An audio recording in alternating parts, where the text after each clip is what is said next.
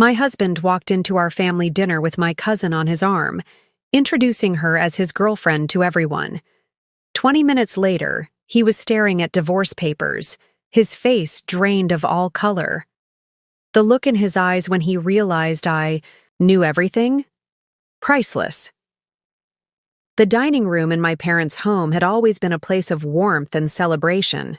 Family photos lined the walnut shelves, capturing decades of birthdays, anniversaries, and holiday gatherings.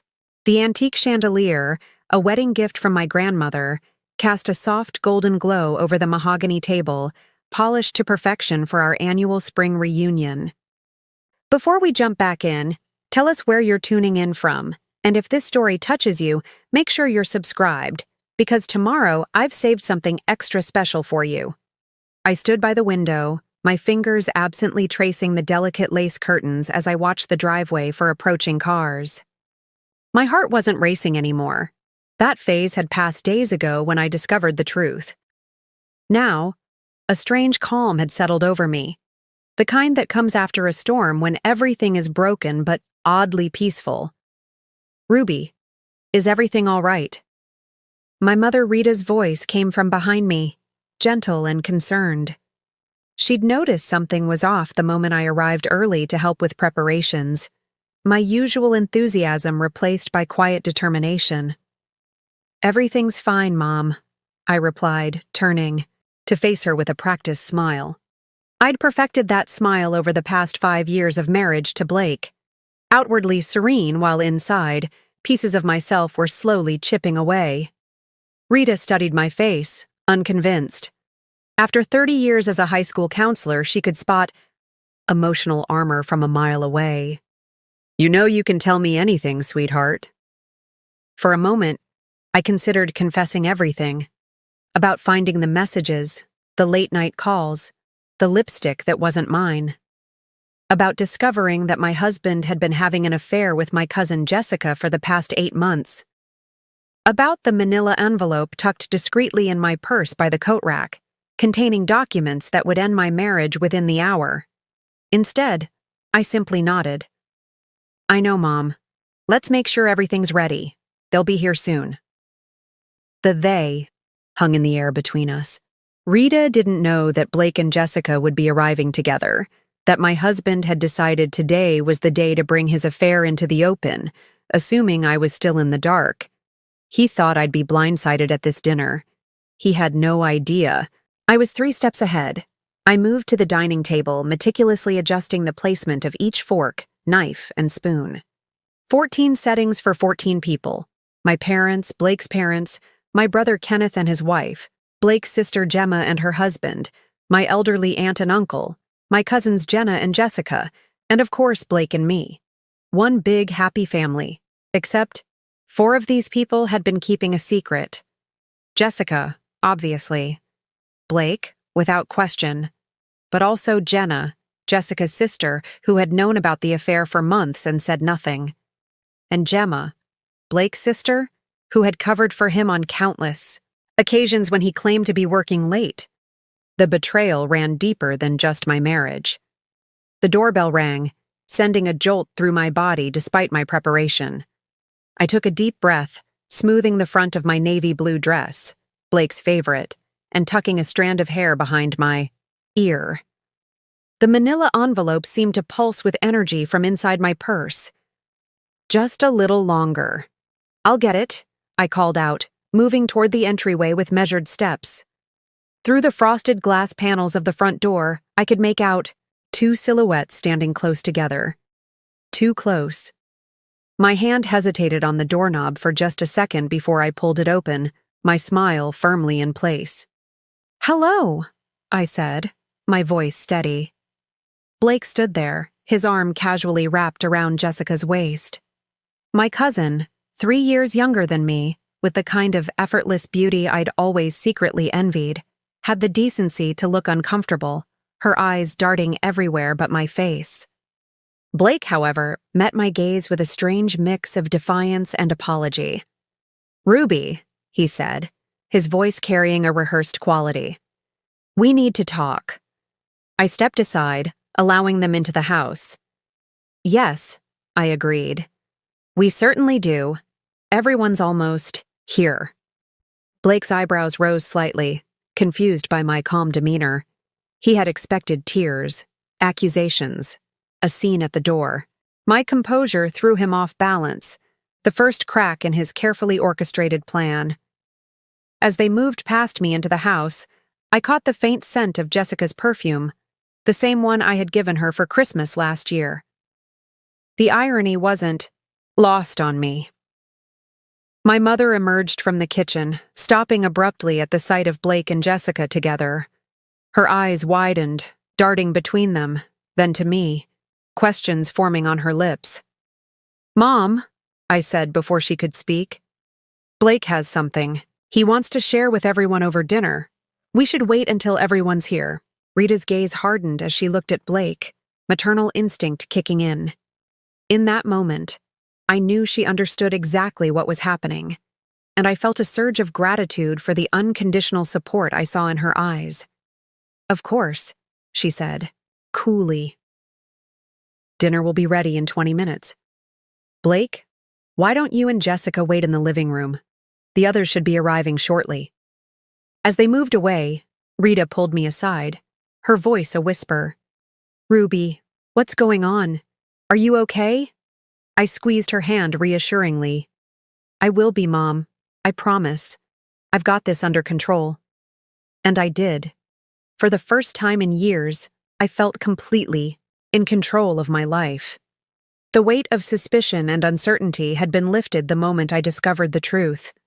Now, there was only the path forward. My path, without Blake, without the constant doubt and diminishment that had become the backdrop of my marriage. The next 15 minutes passed in a blur of arrivals, forced pleasantries, and curious glances. Kenneth arrived with his wife, immediately sensing the tension in the air. Blake's parents followed, his father Eric clapping Blake on the shoulder, while his mother Gemma embraced Jessica with familiar affection that made my stomach turn. They knew too. The circle of deception widened with each new arrival. By the time we all gathered around the dining table, the air was thick with unspoken questions.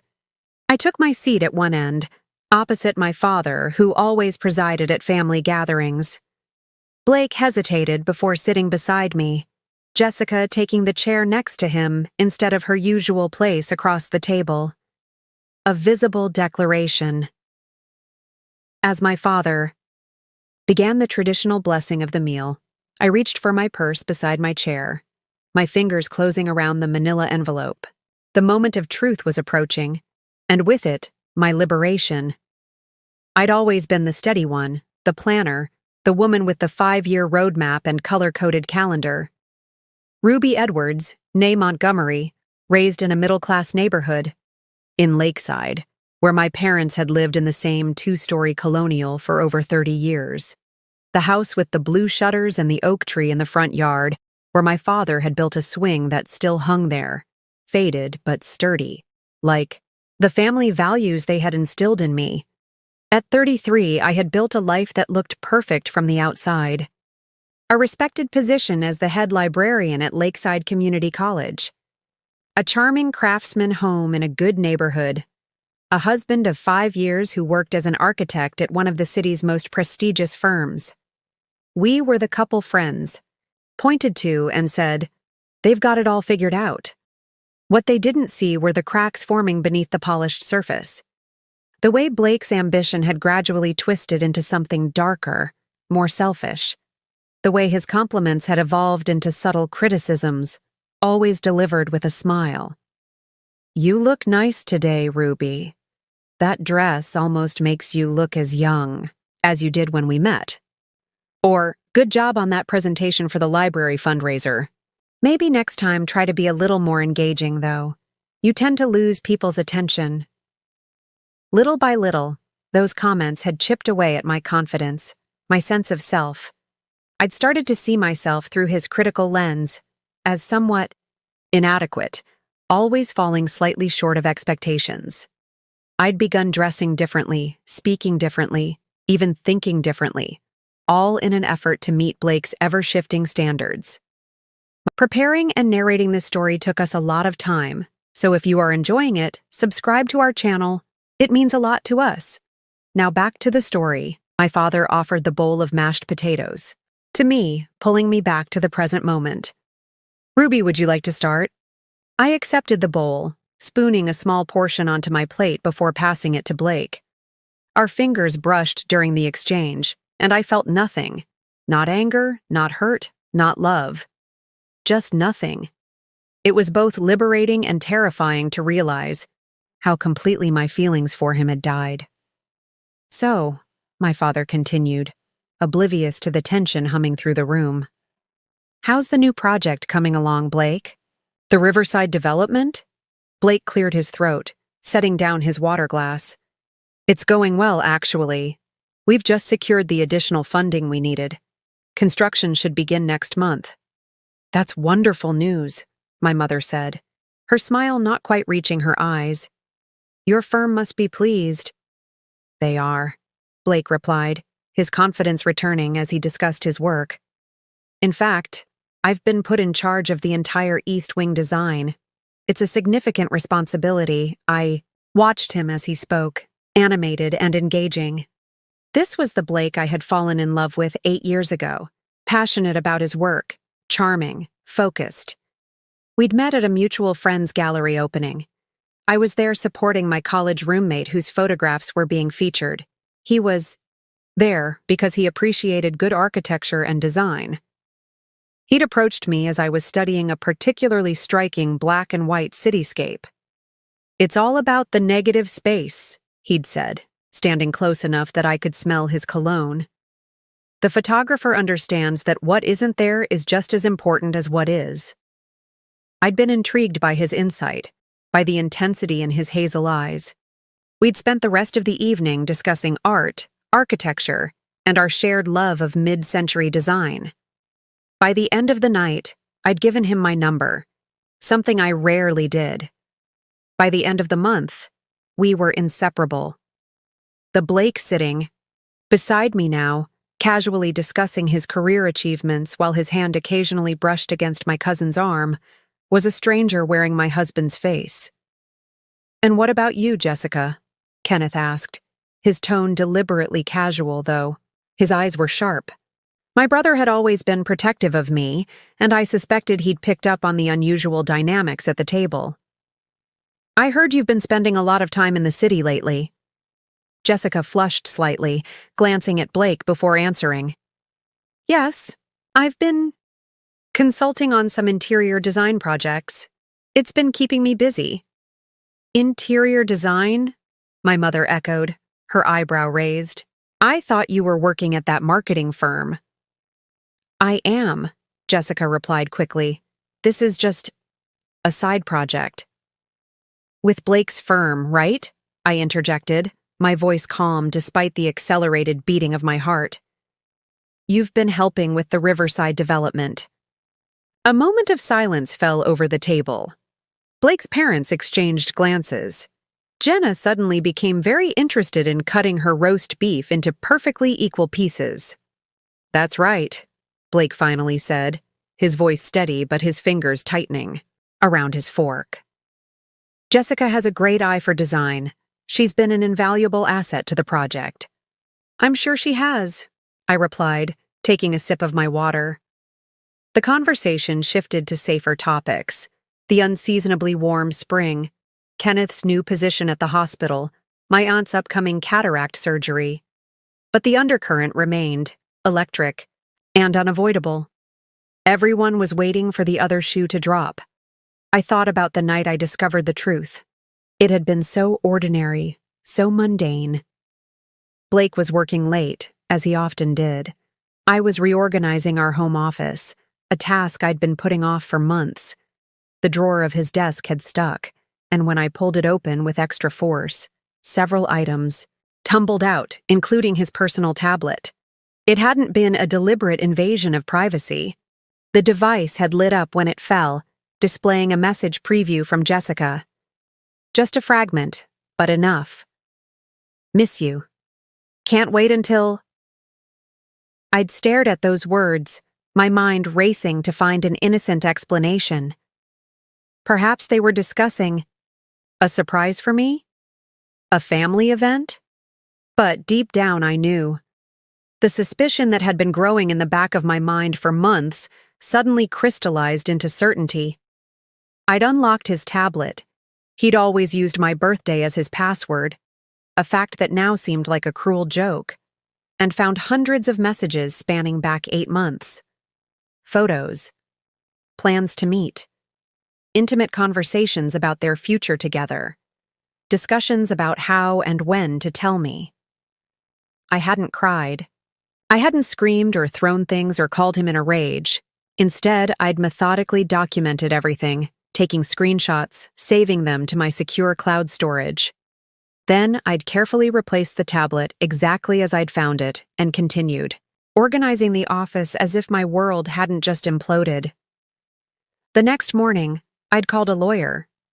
By the end of the week, I had divorce papers drawn up. And when Blake mentioned the upcoming family dinner, suggesting casually that we might have something important to share with everyone, I knew exactly what he was planning, so I made plans of my own. "Ruby," Blake's mother Gemma said, drawing my attention back to the dinner table. "You're quiet tonight. Is everything all right?" I smiled at my mother-in-law, the woman who had welcomed me into her family with open arms, who had shared family recipes and traditions, and who had apparently known for months that her son was betraying me. "I'm fine, Gemma," I replied. "Just thinking about revelations. How sometimes the truth has been right in front of us all along, but we choose not to see it." Gemma's smile faltered. She glanced at her husband, then at Blake, who had stopped eating and was staring at his plate. "Sometimes," I continued, my voice carrying clearly around the suddenly quiet table, "we think we know the people closest to us, only to discover we never really knew them at all." "Ruby," Blake said, a warning note in his voice. "What is it, Blake?" I asked, turning to face him fully. "Is there something you'd like to share with everyone? Something about you and Jessica?" The table fell completely silent. All eyes moved between Blake, Jessica, and me. This was the moment, the precipice I'd been moving toward since the night I discovered their betrayal. There was no turning back now. The tension around the dining table was palpable as all eyes fixed on Blake. He straightened in his chair, clearing his throat as he set down his fork with deliberate precision. This was a man accustomed to controlling the narrative, to having everyone hang on his words during client presentations and board meetings. But for once, I had seized the script from him, and his momentary fluster revealed how unprepared he was for this deviation from his carefully orchestrated plan. "I was going to wait until after dinner," Blake said, his voice regaining its usual confidence. "But since Ruby has brought it up..." He reached for Jessica's hand, placing it atop the table for everyone to see. "Jessica and I have developed feelings for each other over the past several months working together. We didn't plan for this to happen, but we've decided to be honest about our relationship." Jessica's face flushed as she stared down at her barely touched dinner. At least she had the decency to look uncomfortable. "Honest?" The word escaped my lips as a half laugh. "That's an interesting choice of words, Blake." My mother set down her glass with enough force that water sloshed over the rim. "Blake, are you telling us that you've been having an affair with Jessica? With Ruby's cousin?" Blake met my mother's gaze with practiced sincerity. "Rita, I know this is difficult to hear. Ruby and I have grown apart over the past couple of years. We've been living separate lives under the same roof. What Jessica and I have found together is real connection, something that's been missing from my marriage for a long time." I marveled at how easily he rewrote our history, painting our marriage as a hollow shell, when just last week we'd hosted his colleagues for dinner, his arm draped possessively around my shoulders as he'd introduced me as my incredible wife, the backbone of our home. The same week he'd taken Jessica to the lakeside cabin that had been a wedding gift from my parents. "How long?" My father's voice cut through the room, deep and controlled but with an edge I rarely heard. How long has this been going on? Blake shifted slightly in his chair. Dad, I understand you're upset. I'm not your dad, my father interrupted coldly. Answer the question. Jessica spoke for the first time, her voice small. 8 months. 8 months. The same time frame I'd discovered in those messages. At least they weren't lying about that. 8 months, I repeated, nodding slowly.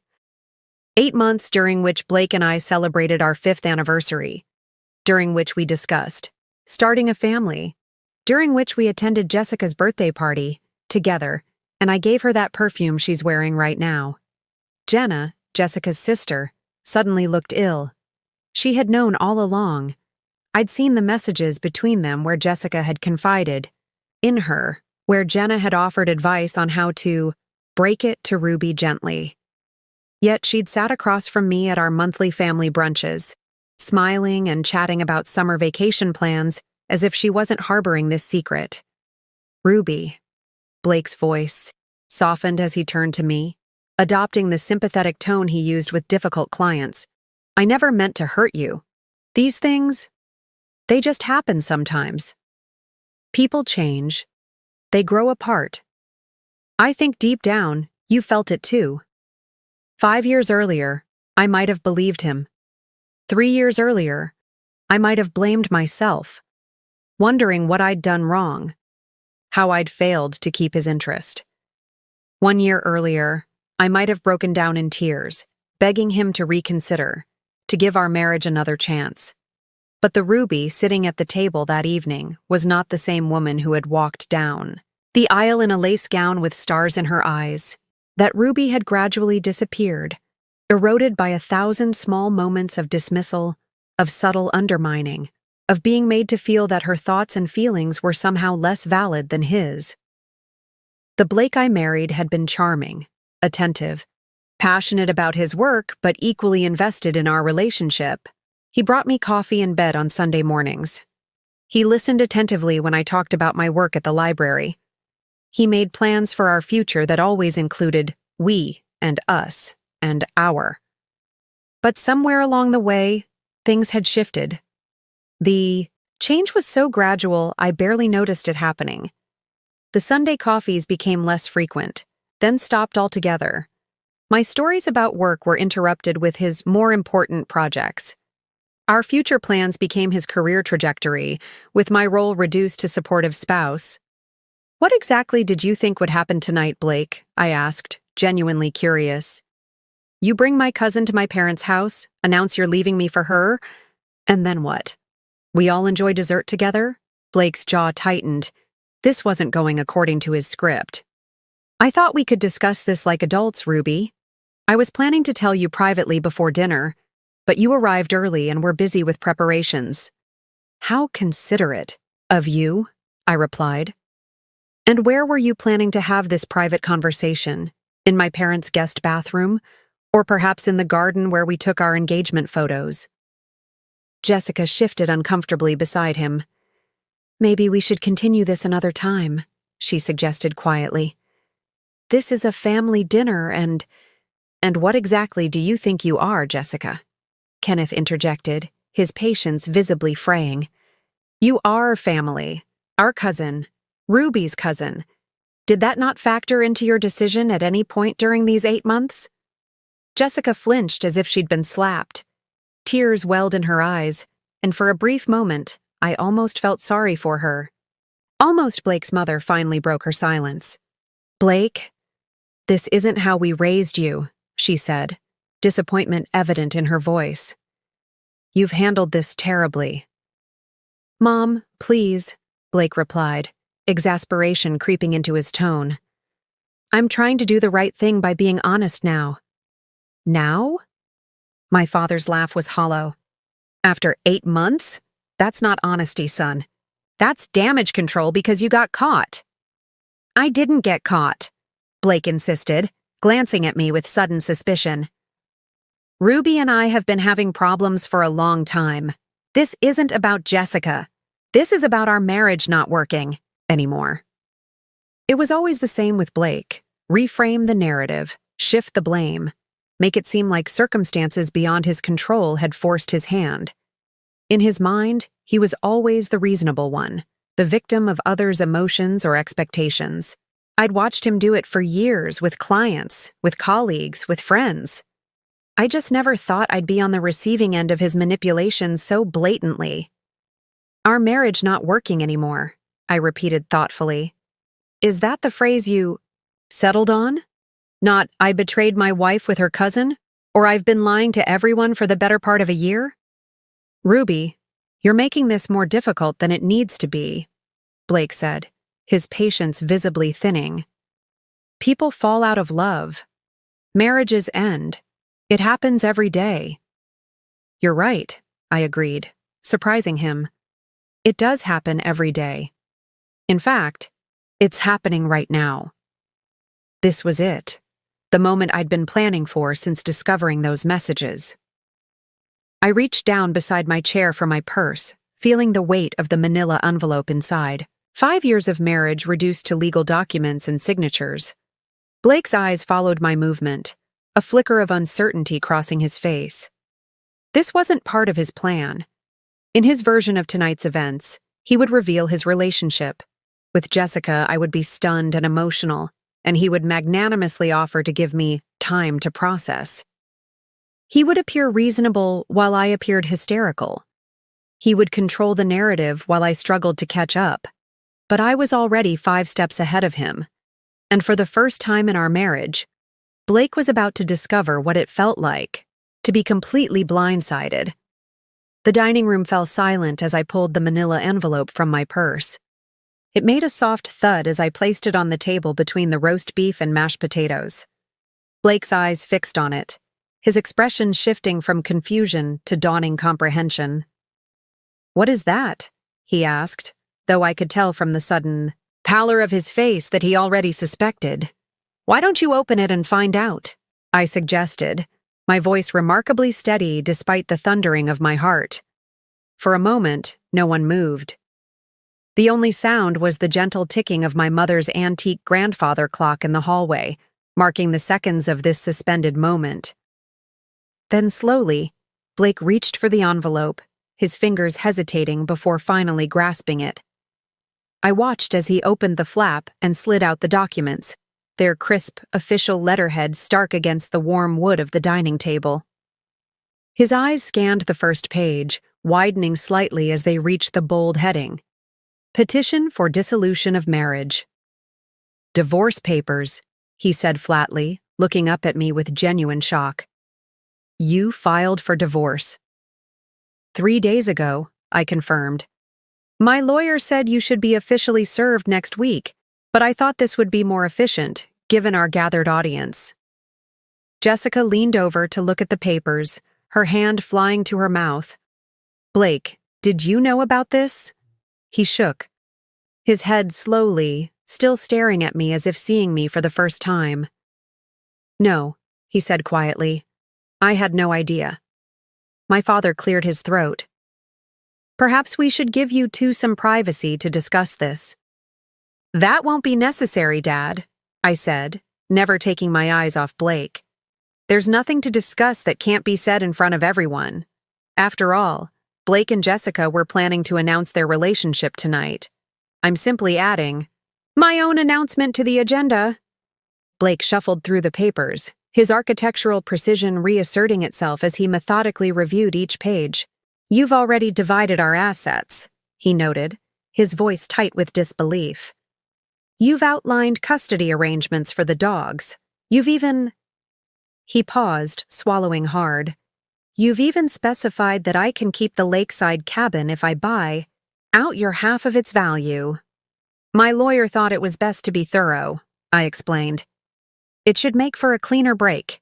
Assuming you find the terms agreeable, of course." "Ruby," my mother-in-law interjected, her voice strained. "Don't you think you're being hasty? Perhaps with some counseling—" "Gemma," I cut her off gently. "When did you find out about Blake and Jessica?" The question hung in the air, heavy and accusatory. Gemma's face flushed as she exchanged a quick glance with her husband. She hesitated. I'm not sure what you mean. Please don't insult my intelligence on top of everything else, I said quietly. I know Blake confided in you. I'd just like to know when.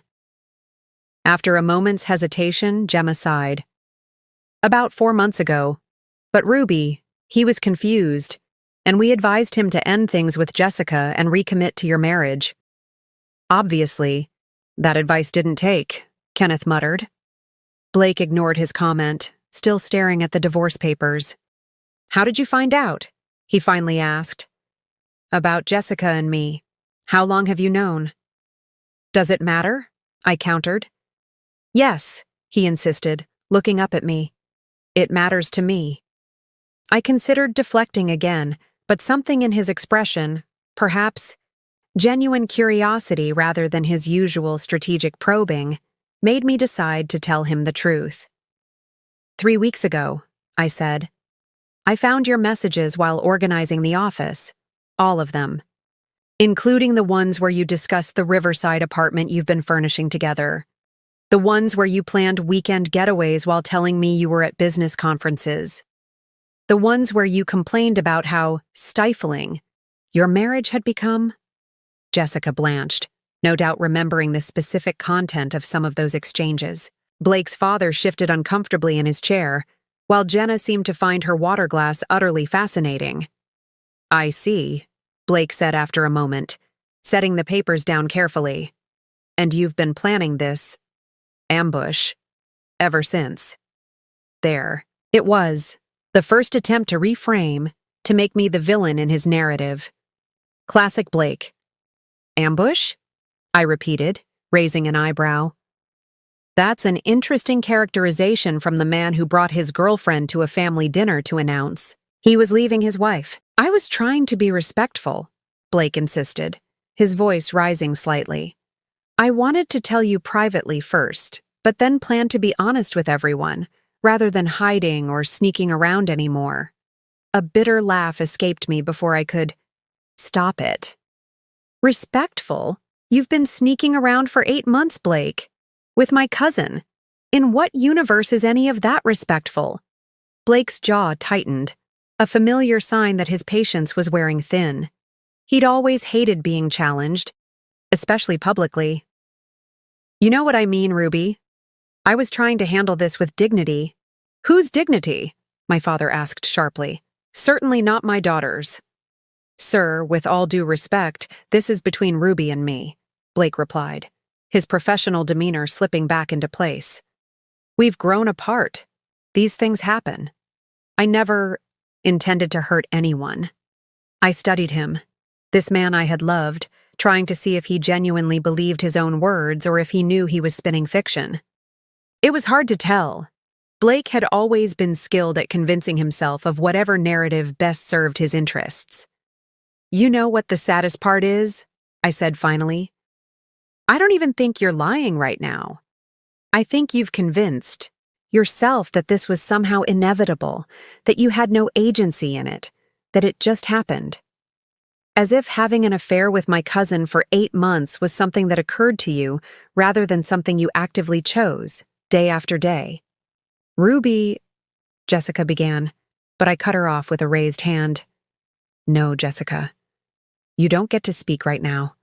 Not after sitting across from me at Sunday brunches, asking about my marriage, offering me advice on romantic weekend ideas for Blake's birthday, all while sleeping with my husband.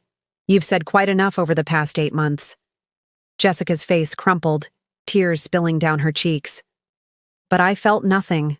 No satisfaction, no remorse, just a vast emptiness where my feelings for these people had once resided. Blake reached for the divorce papers again, flipping to the last page where a line awaited his signature. For a moment, I thought he might sign them then and there, bringing our marriage to its official end amidst the half-eaten dinner and stunned family members. Instead, he carefully slid the papers back into the envelope and set it down between us. When he looked up, his expression had changed. The shock had faded, replaced by something cooler, more calculated. This was Blake the negotiator, Blake the strategist, the version of my husband I'd learned to be wary of over the years. I'll buy Need to review these with my lawyer, he said calmly. The terms seem reasonable at first glance, but there may be details to discuss. In the meantime, he turned to Jessica, who was still fighting back tears. Perhaps we should go. That's it? Kenneth asked incredulously. Your wife hands you divorce papers after you brought your mistress to family dinner, and your response is, I'll have my lawyer look these over? Blake stood, straightening his suit jacket with practiced precision. What would you have me do, Kenneth? Create a scene? Ruby has clearly made her decision, and she's entitled to that. I'm simply respecting her choice. And there it was again. The reframing, the subtle shift in narrative. Suddenly, he was the reasonable one, graciously accepting my decision rather than facing the consequences of his actions. It was masterful, really. If I hadn't spent years watching him work, I might have missed it entirely. Blake, I said as he pulled out Jessica's chair, you forgot something. He paused, looking back at me with a raised eyebrow. What's that? I gestured to the envelope. Your copy of the divorce papers. You'll need them for your lawyer. After Blake and Jessica left, the dining room remained suspended in uncomfortable silence. My mother busied herself clearing plates that were still half full, a nervous energy propelling her movements. My father sat motionless, his hands folded on the table, eyes fixed on the space where the divorce papers had been.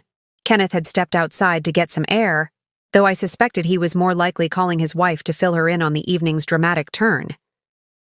Ruby, my aunt finally ventured, her voice gentle.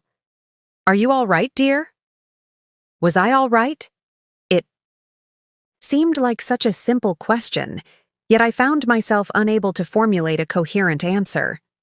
The adrenaline that had carried me through the confrontation was beginning to ebb, leaving behind a strange hollowness that wasn't quite pain, wasn't quite relief, just emptiness where something vital used to be. I think I need a moment, I said, rising from my chair with as much dignity as I could muster. Excuse me.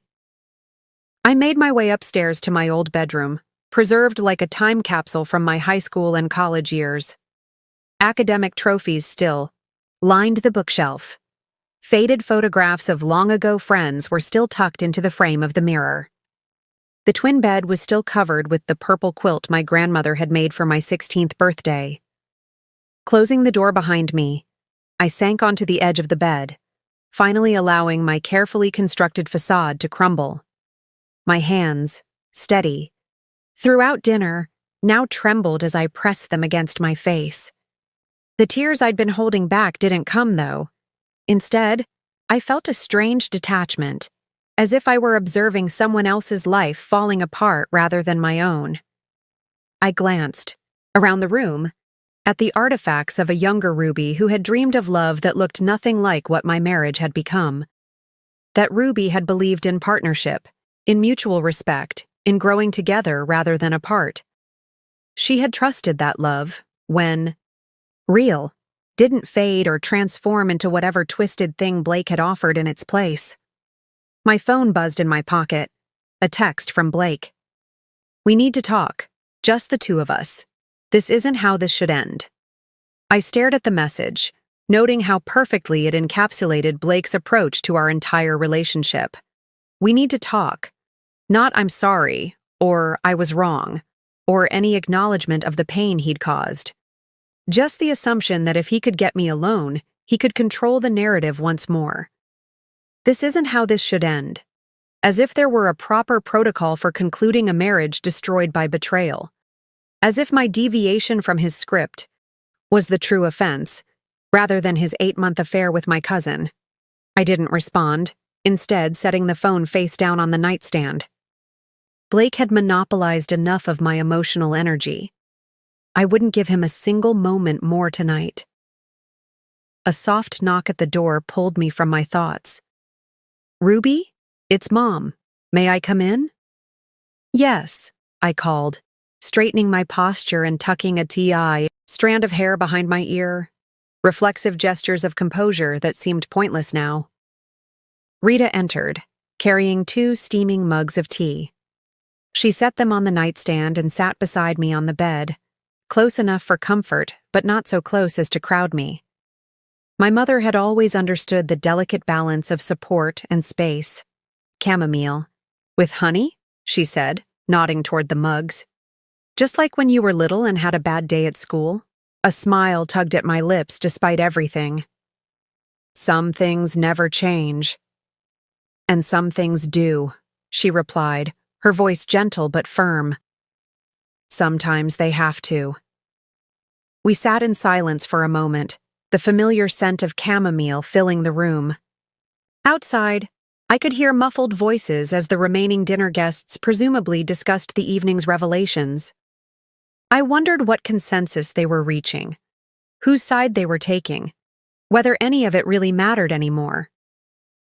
"How long have you known?" Rita finally asked, her eyes searching my face. "That something wasn't right between you and Blake?" I considered the question, trying to pinpoint the exact moment when doubt had first crept in. Had it been when Blake started working late without explanation?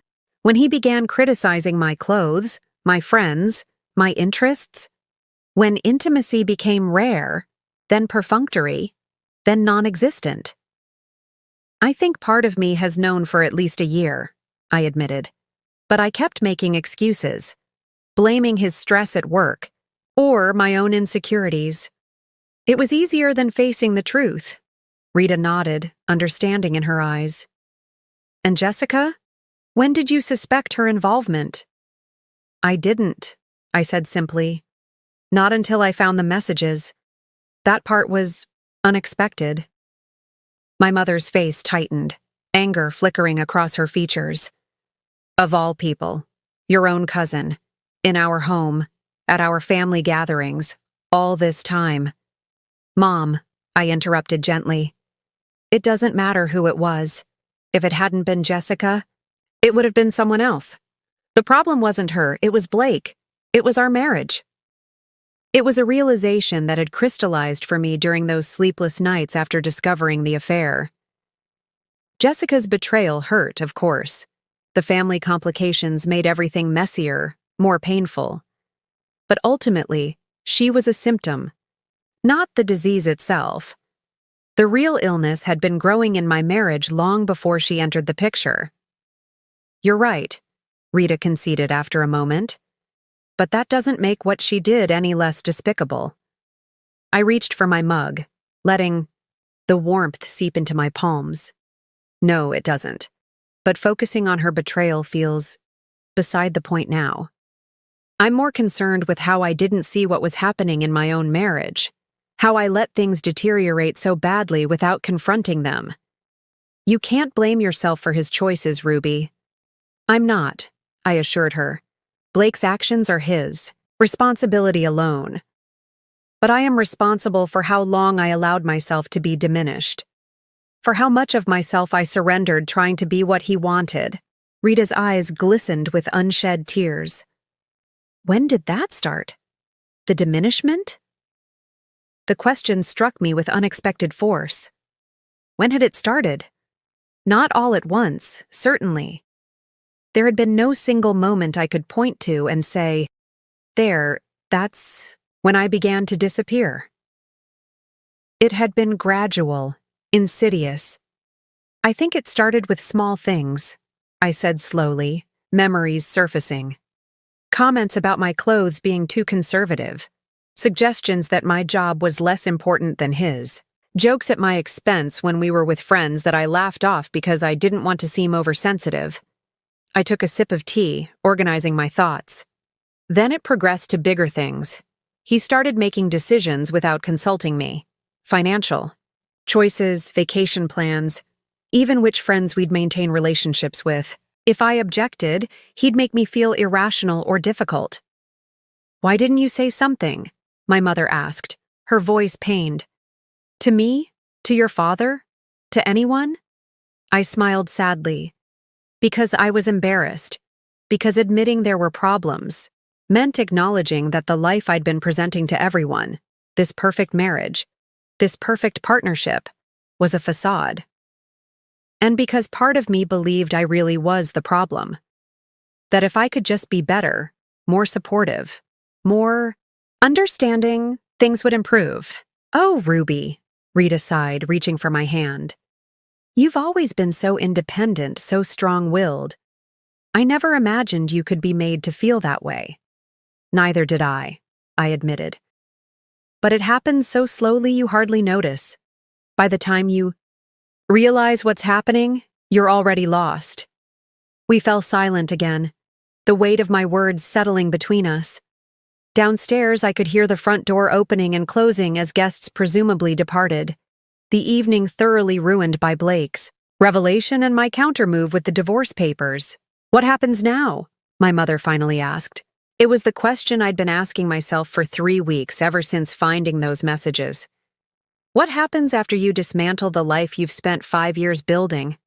Where do you go when the future you'd planned suddenly evaporates? Now, I rebuild, I said, surprising myself with the conviction in my voice. I figure out who Ruby is without Blake, what she wants, what she dreams about, what makes her happy. And the divorce? My lawyer thinks it will be straightforward since we don't have children. Blake might contest some of the asset division, but the prenup limits how much he can fight. 3 months, maybe 6, and it will be final. Rita squeezed my hand. You seem remarkably calm about all this. I've had 3 weeks to process, I reminded her. 3 weeks of anger, grief, shock, planning. Tonight was just the execution of those plans. Well, you certainly executed them effectively, she said, a hint of pride breaking through her concern. The look on Blake's face when you pulled out those divorce papers. For the first time since the confrontation, I felt a small surge of satisfaction. Not vindictive pleasure at Blake's discomfort, but satisfaction at having reclaimed some measure of control over my own narrative. For once, I had been the one to act rather than react, to lead rather than follow. It wasn't about humiliating him, I said, though part of me recognized there had been a certain poetic justice to the evening's events. It was about taking back my power, about refusing to be the passive recipient of his decisions any longer. Morning light filtered through the sheer curtains of my childhood bedroom, casting soft patterns across the purple quilt. I'd spent the night there, unable to face returning to the home I shared with Blake. The twin bed had been too small, the room too filled with teenage memories, but somehow it had felt safer than the king-sized emptiness waiting for me across town. I reached for my phone, wincing at the barrage of notifications that had accumulated overnight. 3 missed calls and 7 texts from Blake, 2 voice messages from Jessica, a string of supportive messages from friends who had already heard about last night's dinner. News traveled fast in our tight-knit community. A particularly colorful text from Kenneth promising to knock some sense into that architectural ass, if I gave the word. Ignoring them all, I swung my legs over the side of the bed and padded to the adjoining bathroom. The face that greeted me in the mirror was pale, but composed, eyes clear despite the minimal sleep. I splashed cold water on my face, the shock of it fully awakening me to the reality of my new situation. I was getting divorced. The thought landed differently in the morning light. Last night, it had been a tactical move, a calculated response to Blake's betrayal. This morning, it was simply my future. Uncertain, unplanned, but undeniably mine. I borrowed a robe from the back of the bathroom door and made my way downstairs, following the scent of coffee and the low murmur of voices. My parents were in the kitchen, my father at the table with his reading glasses perched on his nose as he scrutinized the morning paper. My mother at the stove flipping pancakes with practiced precision. It was so achingly normal, so reminiscent of countless childhood mornings that for a moment I felt disoriented, as if the last 15 years had been merely a dream. "Good morning," I said, my voice still rough with sleep. They both looked up, concern immediately replacing the comfortable domesticity of the moment. "Ruby," my mother said, abandoning her pancakes to pull me into a fierce hug. "How did you sleep, sweetheart?" "As well as could be expected," I replied, extricating myself gently to pour a cup of coffee. "What time is it?" "Just after 9, my father answered, setting aside his newspaper. "You needed the rest." I nodded, taking a long sip of coffee and feeling its warmth spread through me. "Has anyone called this morning?" My parents exchanged a glance that told me everything I needed to know. "Blake stopped by about an hour ago," my father admitted, his tone carefully neutral. "I told him you were still sleeping and that it would be best if he gave you some space." "Did he leave peacefully?" I asked, knowing Blake's persistence when he set his mind to something. "Eventually," my father said, a hint of satisfaction in his voice, suggesting there might have been more to the exchange than he was letting on. "He said he'd be at your house this afternoon if you wanted to talk." Our house. The craftsman with the blue door and the garden I'd spent 3 summers perfecting. The place where we'd built a life, hosted dinner parties, argued over paint colors and furniture arrangements. Now it was just another asset to be divided, another piece of the past to be dismantled. "I'm not ready to see him yet," I said, surprised by the firmness in my voice. "I need time to figure things out." My mother returned to her pancakes, flipping the last batch onto a waiting plate. "Take all the time you need, honey. You can stay here as long as you want." The offer was tempting, to retreat into the safety of my parents' home, to let them shield me from the aftermath of last night's revelations. But as I stared into my coffee cup, watching the light play across its dark surface, I knew that wasn't the path forward. "Thanks, Mom, but I can't hide here. I need to face this head on." "No one would blame you for taking a breather," my father said gently. "After what Blake did—" "It's not about Blake," I interrupted, the realization crystallizing as I spoke. "Or at least, it's not just about him, it's about me, about what I need to do next." I set my coffee cup down and moved to the window, gazing out at the familiar backyard where I'd spent countless hours reading under the old oak tree. The tree was still there, its branches now fuller, stronger than in my childhood memories. It had continued growing all these years, even as I'd been slowly allowing myself to be diminished. "For so long, I've been reacting to Blake," I said, more to myself than to my parents. Adjusting to his needs, his expectations, his timeline. Even finding those messages and filing for divorce, that was still a reaction to him rather than a choice for myself. My mother set a plate of pancakes on the table, her expression thoughtful. "And now? Now I need to decide what I want. Not in opposition to Blake, not as a response to his betrayal, but for myself. Because I've spent so long being Blake's wife that I'm not sure I remember who Ruby is anymore." The words hung in the air, startling in their honesty. It was a truth I hadn't fully acknowledged until this moment. Standing in my parents' kitchen with the remnants of my marriage scattered behind me like debris after a storm. Who was Ruby without Blake? What did she want from life? What made her happy, angry, passionate, fulfilled? I had answers once before I began subtly reshaping myself to fit the contours of Blake's expectations. But now those answers seemed distant, like half-remembered dreams. My father rose from his chair, moving to stand beside me at the window. "For what it's worth," he said quietly, "I've always known exactly who Ruby is. She's the same determined girl who refused training wheels at age 4.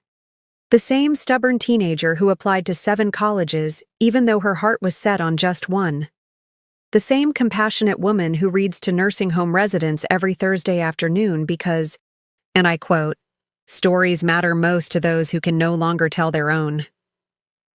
Tears prickled at the corners of my eyes. "Dad, you're still in there, Ruby," he continued, his voice gruff with emotion. "Blake didn't erase you. He might have convinced you to turn down your volume for a while, but he never changed your fundamental frequency."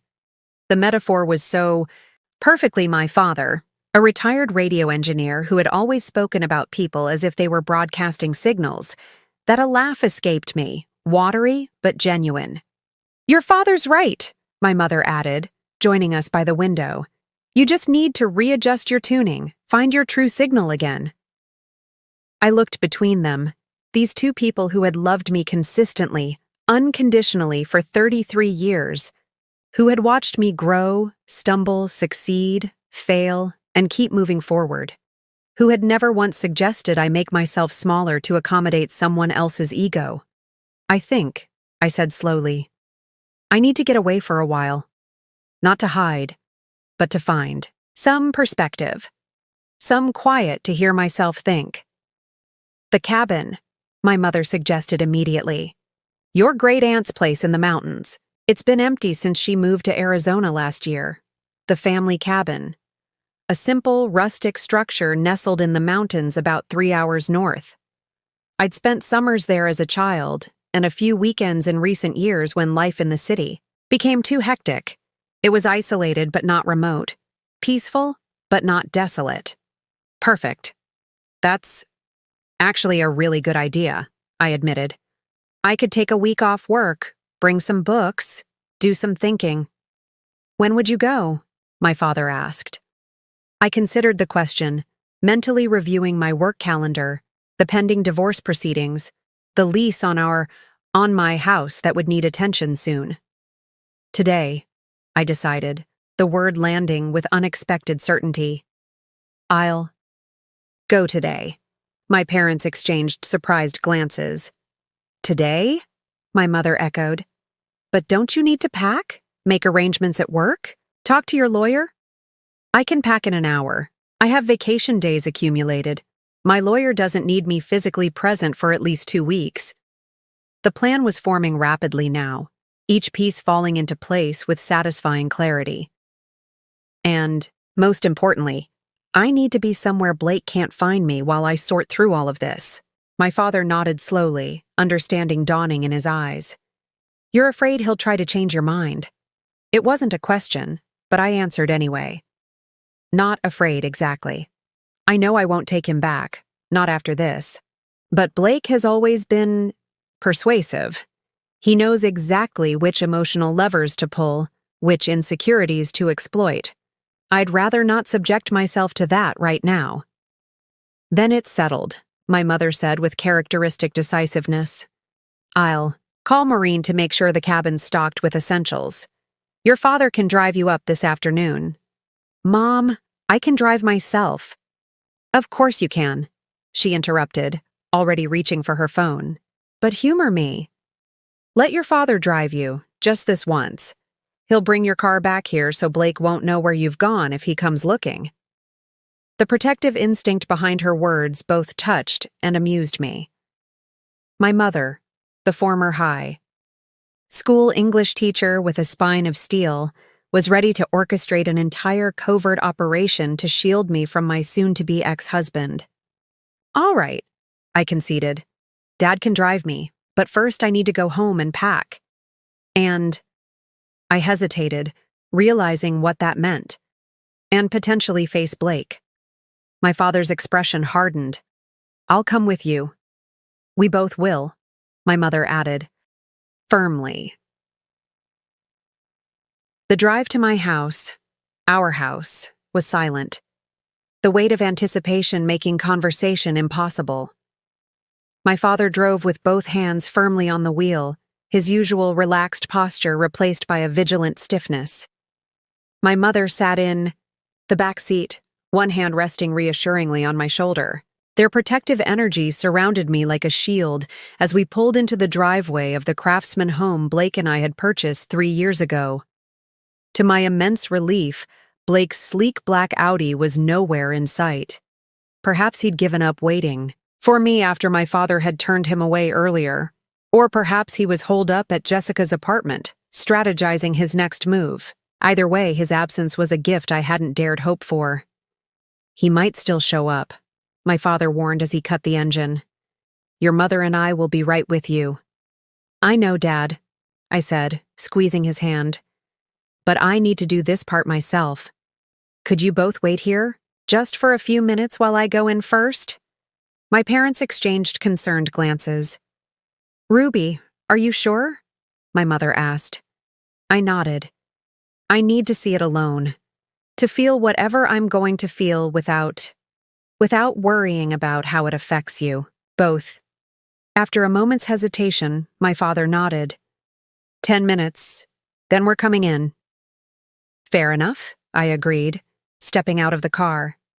The walk to the front door felt surreal, as if I were approaching a movie set of my life rather than the actual place I'd called home for 3 years.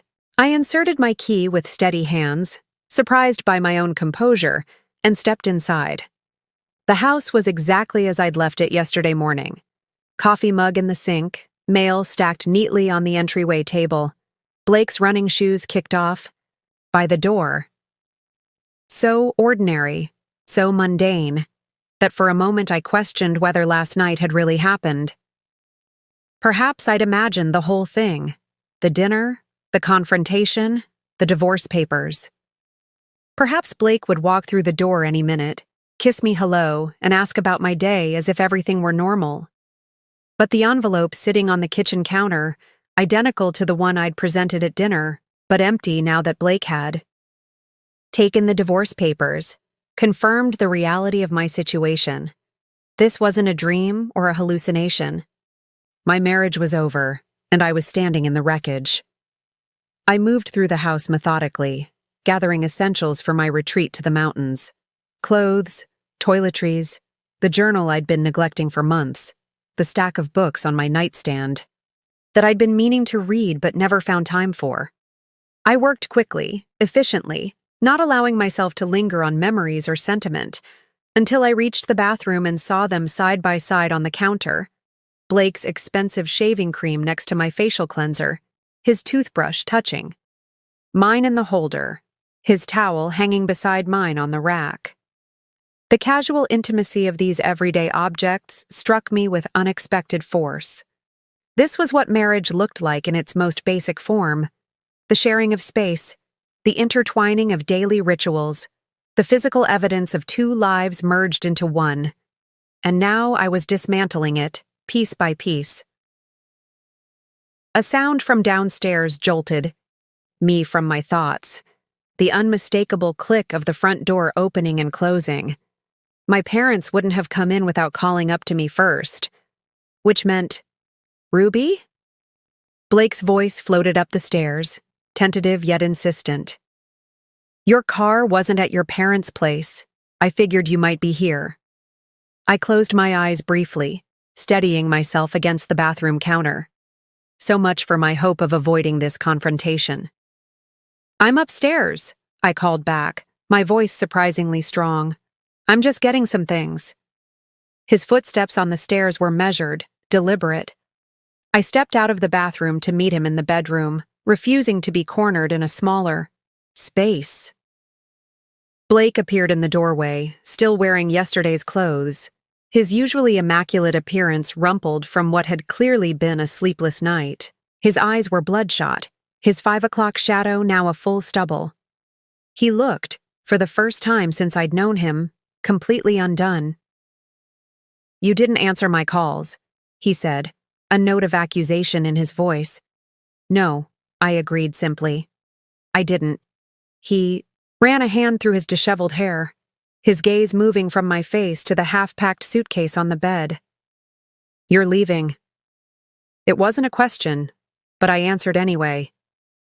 "Yes, I need some time away." "With him?" Blake asked, a bitter edge to his words. For a moment I was genuinely confused. "With who?" "Whoever you've been seeing.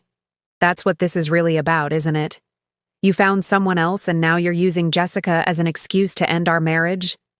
The accusation was so absurd, so perfectly in line with Blake's tendency to deflect and project, that a startled laugh escaped me.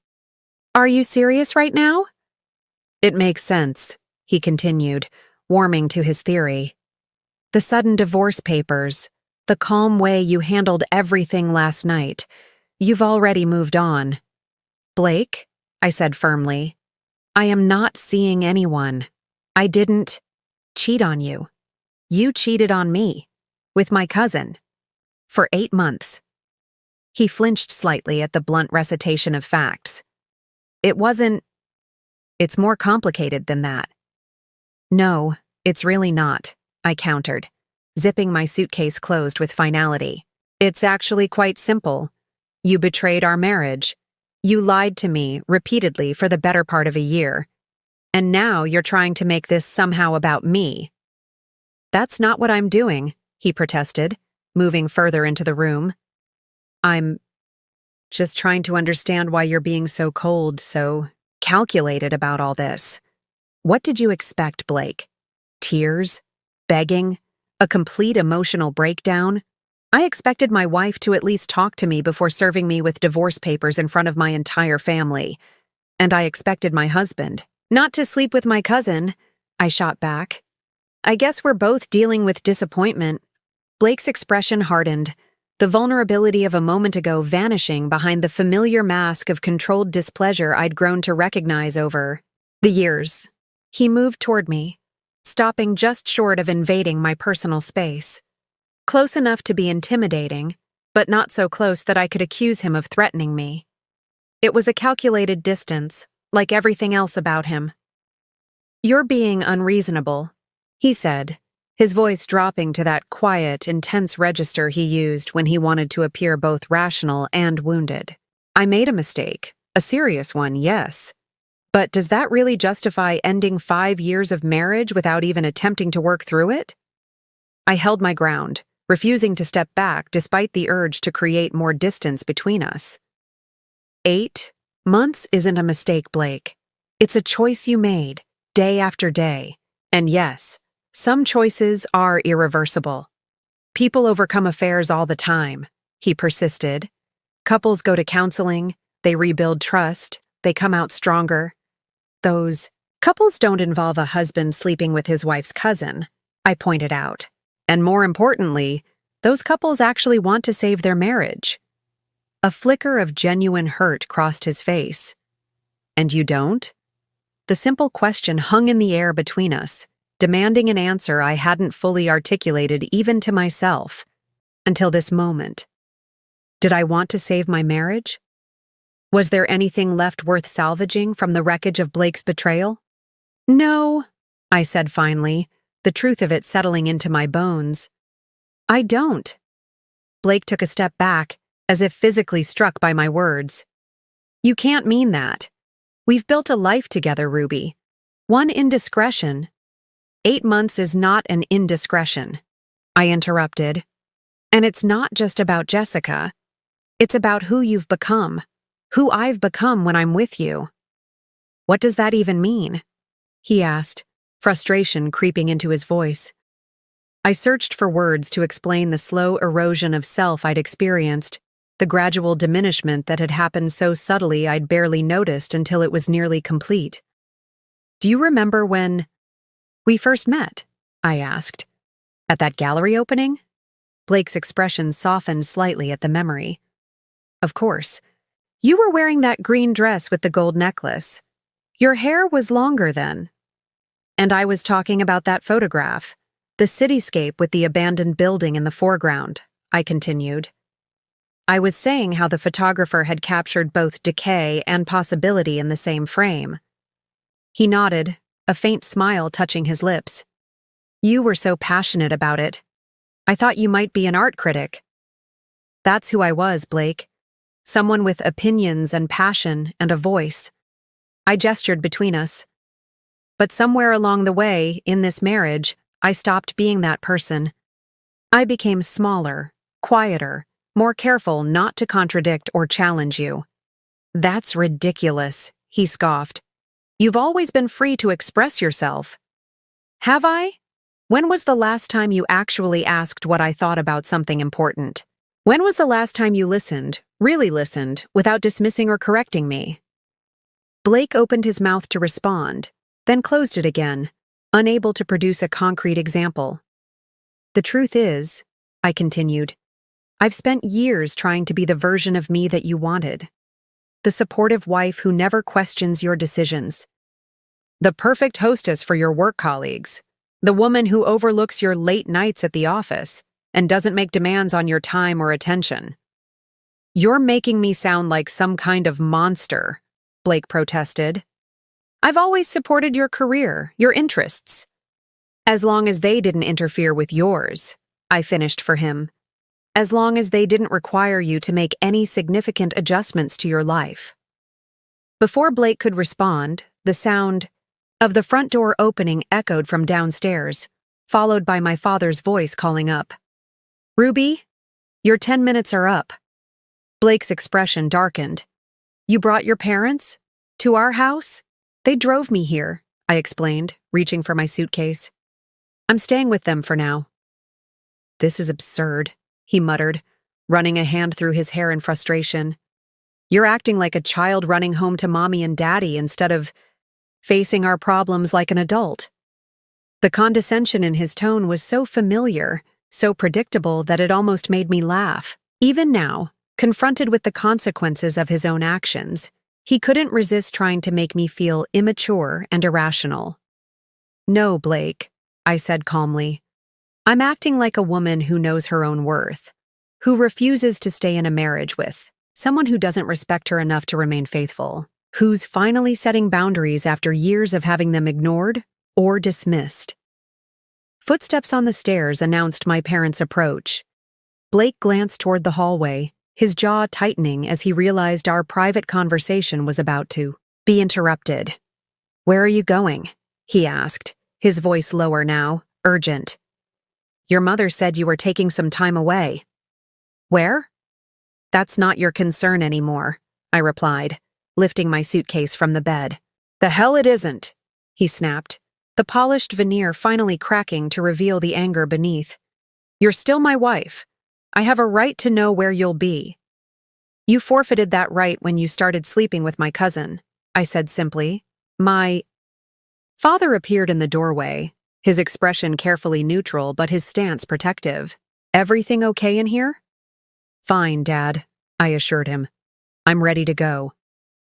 Blake looked between us, realization dawning that he was losing control of the situation, and of me.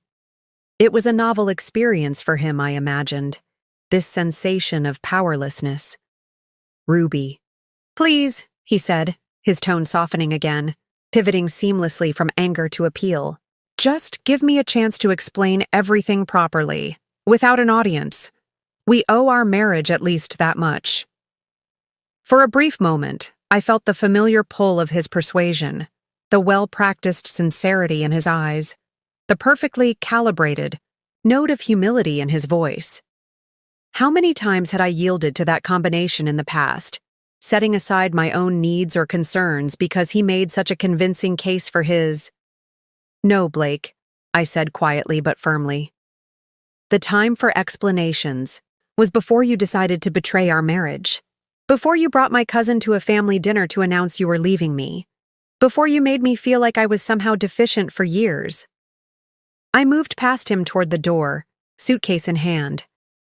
My lawyer will be in touch about the next steps in the divorce proceedings. Until then, I'd appreciate it if you didn't contact me.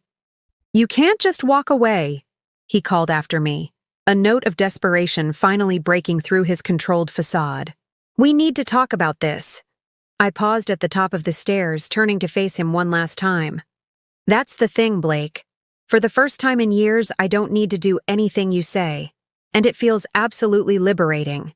The 3-hour drive to the mountain cabin passed mostly in silence.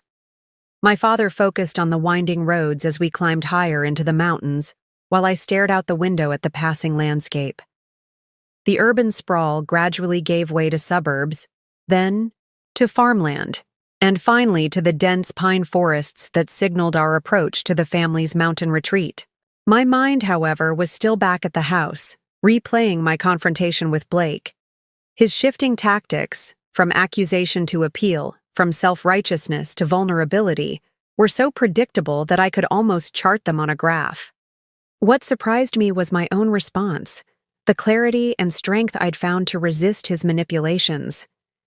Where had that version of me been hiding all these years? You're quiet, my father observed as we turned onto the gravel road that led to the. Second thoughts? No, I said firmly.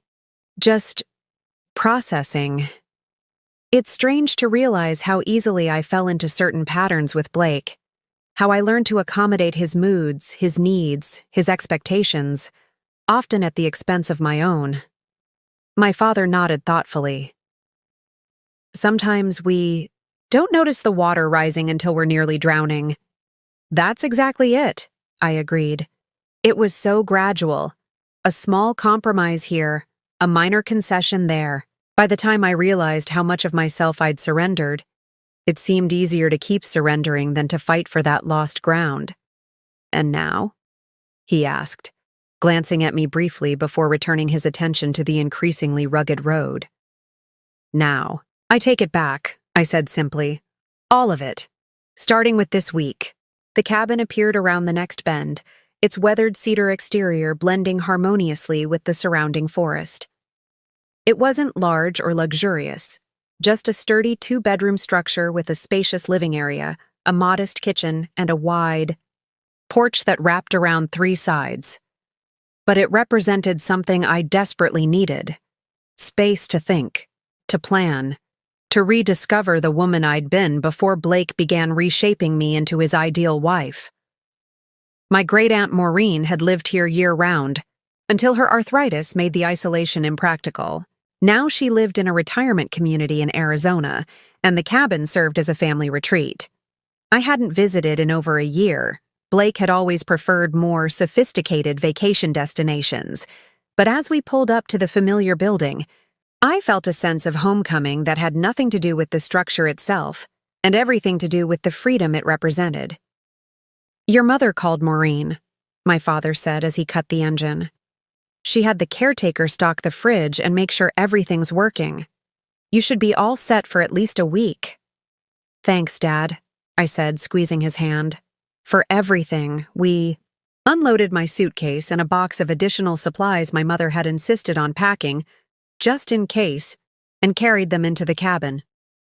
The interior was just as I remembered. Knotty pine walls, comfortable but worn furniture, shelves lined with well-thumbed paperbacks left by various family members over the years.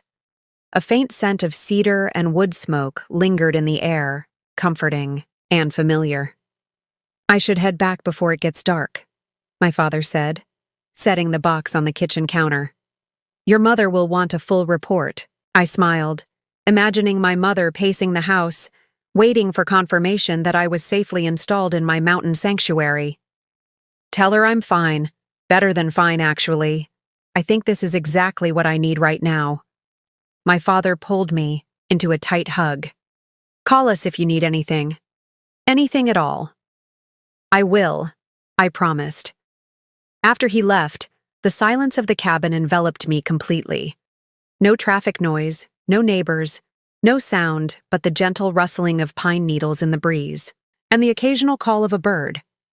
I moved to the porch, settling into one of the Adirondack chairs that faced west toward the valley below. The sun was beginning its descent, casting long shadows across the landscape and painting the distant ridges in shades of purple and gold. For the first time since discovering Blake's betrayal, I allowed myself to be still, not planning, not reacting, not strategizing, just existing in the moment, breathing in the pine-scented air and feeling the tension in my shoulders gradually release. As darkness fell, I returned inside and unpacked my suitcase, arranging my clothes in the bedroom dresser. With methodical precision, the simple act of placing my belongings in these drawers, of claiming this space as my own, felt like a small but significant step toward reclaiming my independence. In the kitchen, I found that the caretaker had indeed stocked the refrigerator. Well, fresh produce, dairy, eggs, and other essentials filled the shelves. I made myself a simple dinner of scrambled eggs and toast, realizing as I ate that it was the first real meal I'd had since the disastrous family dinner the night before.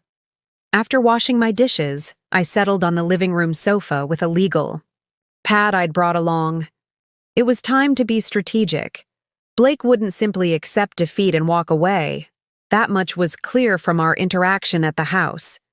He would continue pushing, manipulating, attempting to regain control of the situation. I needed to be prepared. At the top of the page, I wrote divorce strategy in bold letters. Beneath it, I began listing everything I needed to address. Legal representation. Already retained Emma Kingsley. Need to update her on recent development schedule meeting for when. I return to town financial matters. Joint accounts need to be separated. Investment portfolio division per prenup mortgage. On house retirement accounts. Living arrangements. Stay with parents. Temporarily. Find apartment or condo in town. Eventually sell house. Or buy out Blake's share. Personal items to retrieve from house. Important documents. Irreplaceable personal items. Family heirlooms communication boundaries. No direct contact with Blake if possible. All communication through lawyer's block on social media. What to tell mutual friends. Work.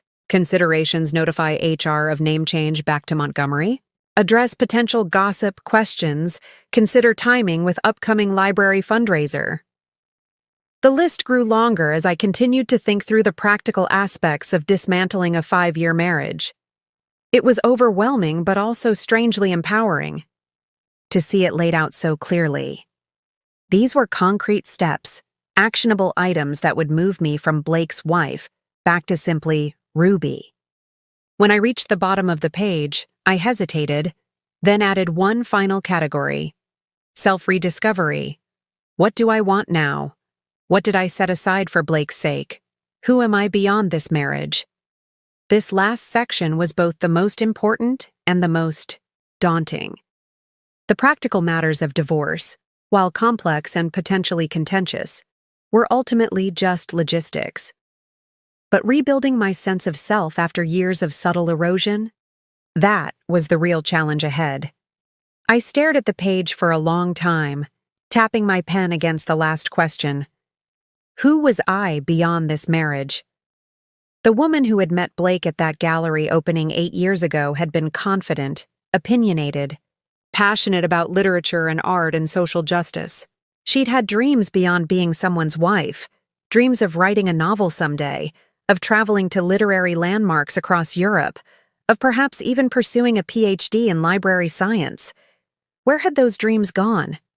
They hadn't vanished all at once, but had been gradually set aside as Blake's career took precedence, as his vision for our life together superseded my own ambitions. On a fresh page, I began a new list titled Reclamation. Under it, I wrote down every interest, dream, and aspect of myself that I had diminished or abandoned during my marriage. Creative writing, the short stories I used to write on weekends. Book club, quit when Blake complained it took too much time.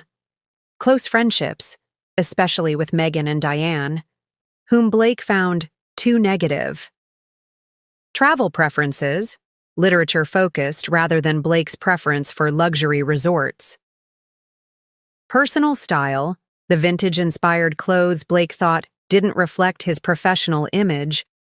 Political engagement, the volunteer work I'd scaled back when Blake worried it might affect his clients' perceptions. The list grew longer, each item a small piece of myself I had surrendered, often so gradually and imperceptibly that I hardly noticed it happening. Looking at them now, collected on the page, I felt a complex mixture of grief for what I'd lost and determination to reclaim it all. By the time I set the legal pad aside, it was past midnight. The cabin had grown cool as the mountain air chilled, and I wrapped myself in one of the handmade quilts that had been a fixture here for as long as I could remember. Outside, the forest was alive with night sounds, the soft hooting of an owl, the rustling of nocturnal creatures in the underbrush, the gentle creaking of branches in the breeze. I stood by the window, looking out at the sliver of moon visible through the trees, and felt something stir within me that I hadn't experienced in years. Possibility. For so long, my future had been defined by Blake's plans, Blake's ambitions, Blake's timeline. Now the path ahead was uncharted, frightening in its uncertainty, but exhilarating in its openness. For the first time in years, I could choose the direction based solely on what I wanted, what I needed. I knew the road wouldn't be easy. Blake wouldn't simply disappear from my life. The divorce proceedings would ensure that we remained connected, at least legally, for months to come. There would be challenges, both practical and emotional. There would be moments of doubt, of fear, of wondering whether I was making the right choice. But as I finally made my way to bed, sliding between cool sheets in the cabin's smaller bedroom, I felt more certain than I had in years. This wasn't just about leaving Blake, it was about finding Ruby again. And that journey, however difficult, was long overdue. For 6 days, the cabin became my sanctuary. I fell into a simple routine. Mornings spent hiking the nearby trails, afternoons dedicated to reading and writing, evenings planning my path forward. The solitude that might once have felt oppressive now felt like a gift, space to think without Blake's influence coloring my perspective, without the well-meaning but sometimes overwhelming concern of my parents. I checked in with them daily, brief calls to assure them I was safe and well. Spoke with my lawyer twice, updating her on the confrontation with Blake and confirming our strategy moving forward. But otherwise, I remained disconnected from the outside world, deliberately avoiding the barrage of texts and calls that continued to light up my phone from Blake, from Jessica, from curious friends and family members who had heard about the dramatic dinner. By the 7th day, I woke with a clarity I hadn't felt in years. The mountain air, the distance, the time for reflection, all had combined to strengthen my resolve. I was ready to return, not to my old life, but to begin constructing a new one on my own terms. I packed my belongings methodically, cleaning the cabin to leave it ready for the next family member who might seek its solace. As I loaded my suitcase into my father's car, he had arranged for a friend to drive it up so I could return independently. I took one last look at the weathered structure that had sheltered me during this crucial transition. "Thank you," I whispered, feeling only slightly foolish for addressing a building. But the sentiment was genuine. This place had held space for my transformation, had witnessed my shift from confusion and hurt to determination and purpose. The drive back to town was as thoughtful as the drive up had been, but with a different quality to my reflections. No longer focused on what I was leaving behind, I found myself looking ahead, mentally preparing for the necessary confrontations and decisions that awaited me. My first stop wasn't my parents' house as they expected, but the house I had shared with Blake. I needed to retrieve important documents and personal items before the divorce proceedings advanced further. I had confirmed with my lawyer that I had every right to enter the property, as my name was still on the deed and I hadn't formally moved out. As I pulled into the driveway, I noted with relief that Blake's car wasn't there. Using my key, I entered what now felt like a stranger's home, familiar in its layout and furnishings, but foreign in its energy. I moved directly to the home office, gathering my birth certificate, passport, and other important documents from the filing cabinet. Next, I collected family heirlooms and irreplaceable personal items, my grandmother's jewelry box, photo albums from before my marriage, the first edition Austen novels my college mentor had gifted me upon graduation. I was carefully wrapping these books when I heard the front door open and close, footsteps in the entryway, then Blake's voice calling out tentatively, "Ruby, is that you? Your car's in the driveway." I took a deep breath, steadying myself. This confrontation was inevitable, and perhaps it was better to have it now, on my terms, than to keep avoiding it. "In the office," I called back, continuing to pack my belongings into a small cardboard box I'd brought for this purpose. Blake appeared in the doorway, his appearance notably more disheveled than his usual impeccable standard.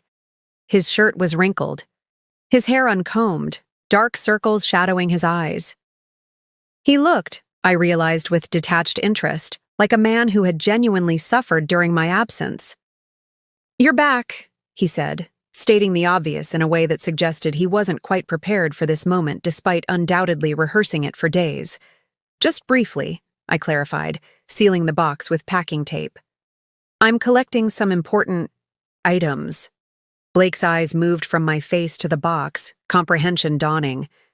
You're really going through with this? It wasn't a question, but I answered anyway. Yes. He moved further into the room, maintaining a careful distance as if afraid I might bolt if he came too close. Ruby, please. Can we just talk? Really talk, without your parents or lawyers or anyone else involved? The request seemed reasonable. On its surface, what could be more natural than two married adults discussing the future of their relationship privately? But I recognized it for what it was. Blake's attempt to regain control of the narrative, to deploy his considerable persuasive skills without witnesses or buffers. There's nothing to discuss that can't be handled through our lawyers, I said, lifting the box. The division of assets, the house, all of it can be negotiated through proper channels. This isn't about assets, Blake insisted, moving to block the doorway as I approached. This is about us.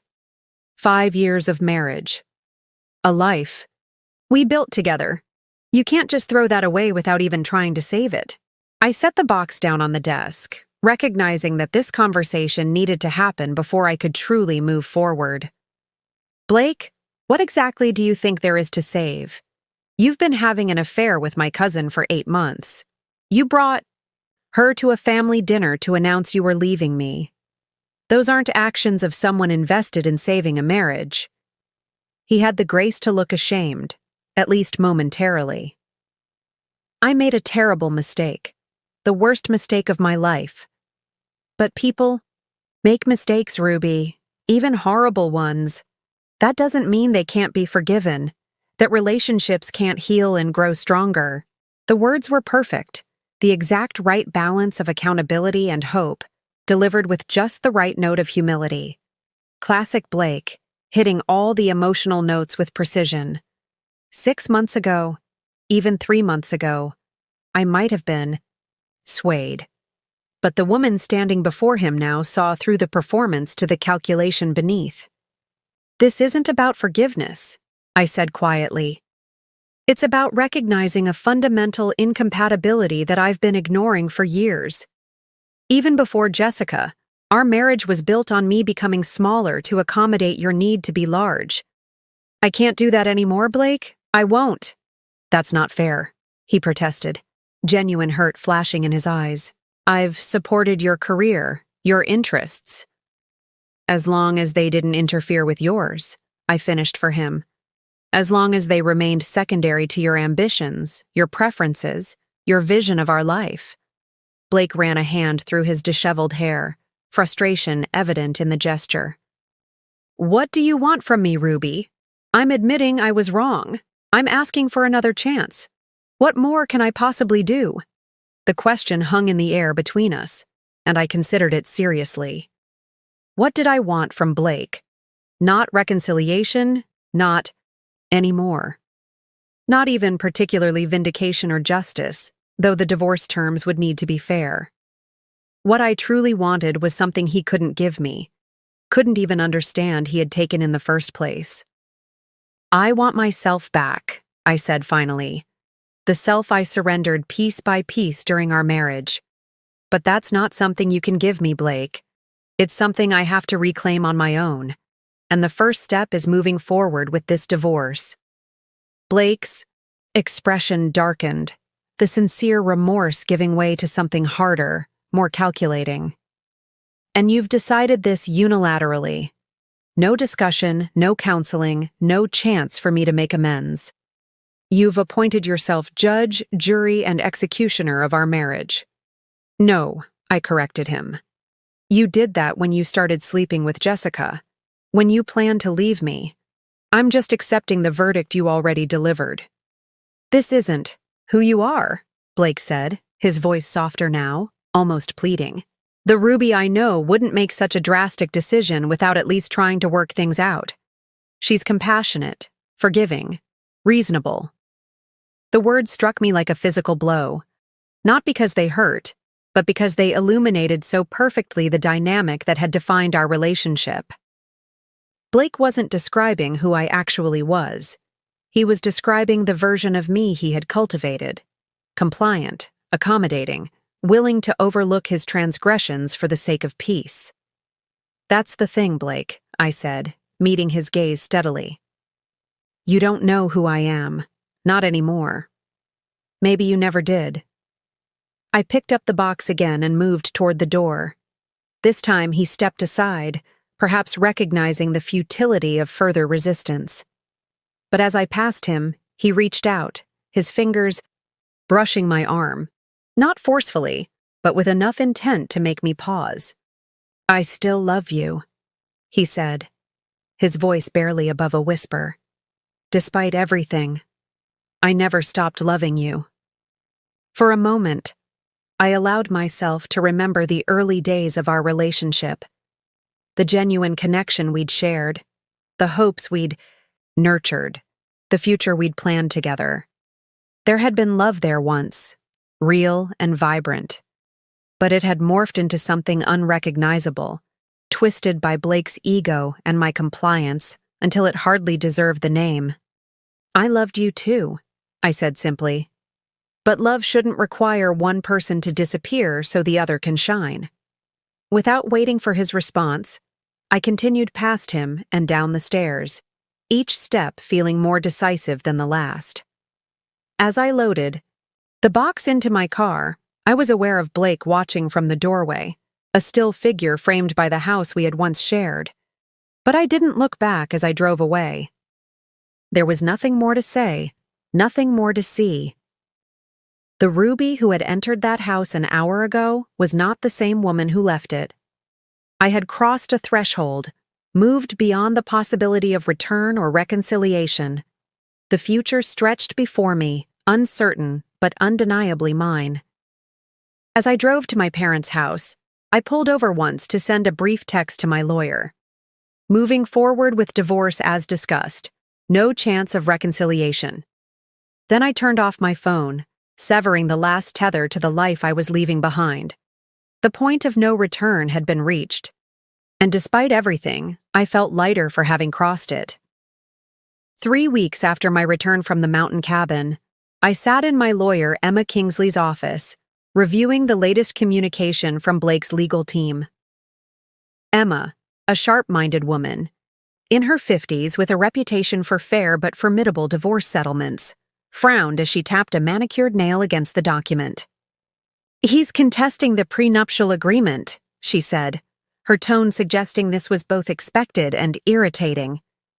"Claims it was signed under duress and doesn't reflect a fair division of assets acquired during the marriage." I leaned back in my chair, unsurprised yet still disappointed. The prenup was his idea in the first place. His family insisted on it to protect their assets. "Which is exactly why this challenge won't hold up in court," Emma assured me. "But it will delay things, which I suspect is precisely the point. Blake's playing for time." Time for what? I wondered. To wear me down? To hope my resolve would weaken? To find new leverage to pressure me into reconciliation? All seemed equally plausible given what I knew of Blake's strategic mind. In the weeks since our confrontation at the house, Blake had cycled through multiple approaches. First came the remorseful texts and voicemails, pleading for another chance. When those went unanswered, he switched to mutual friends as intermediaries, asking them to check on me, and subtly, or not so subtly, advocate for his case. When I politely but firmly shut down those conversations, he escalated to more dramatic gestures. Flowers delivered to my parents' house, a handwritten letter detailing all the ways he would change, even showing up at the library where I worked, with tearful apologies that left my colleagues uncomfortable and me mortified. Each attempt felt more desperate than the last, but also more manipulative, as if he were working through a playbook of tactics to regain control. None of them touched the core of me anymore. The Ruby who might have been swayed by such displays had been left behind in that mountain cabin, replaced by a woman who recognized these gestures for what they were. Performances designed to elicit a specific emotional response rather than genuine efforts at amends. There's something else, Emma said, pulling another document from her folder. Blake's claiming that certain assets should be considered separate property despite being acquired during the marriage. Specifically, the Riverside property investments, and his recent promotion bonus. I raised an eyebrow. The same Riverside project he was collaborating on with Jessica?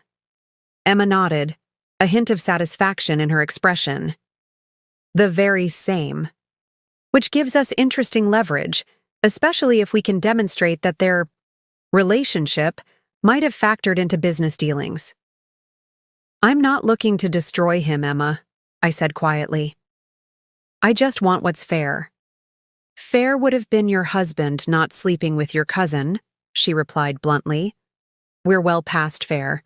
Now we're talking about equitable, and that means ensuring you're not disadvantaged by Blake's attempts to shield assets that rightfully should be divided.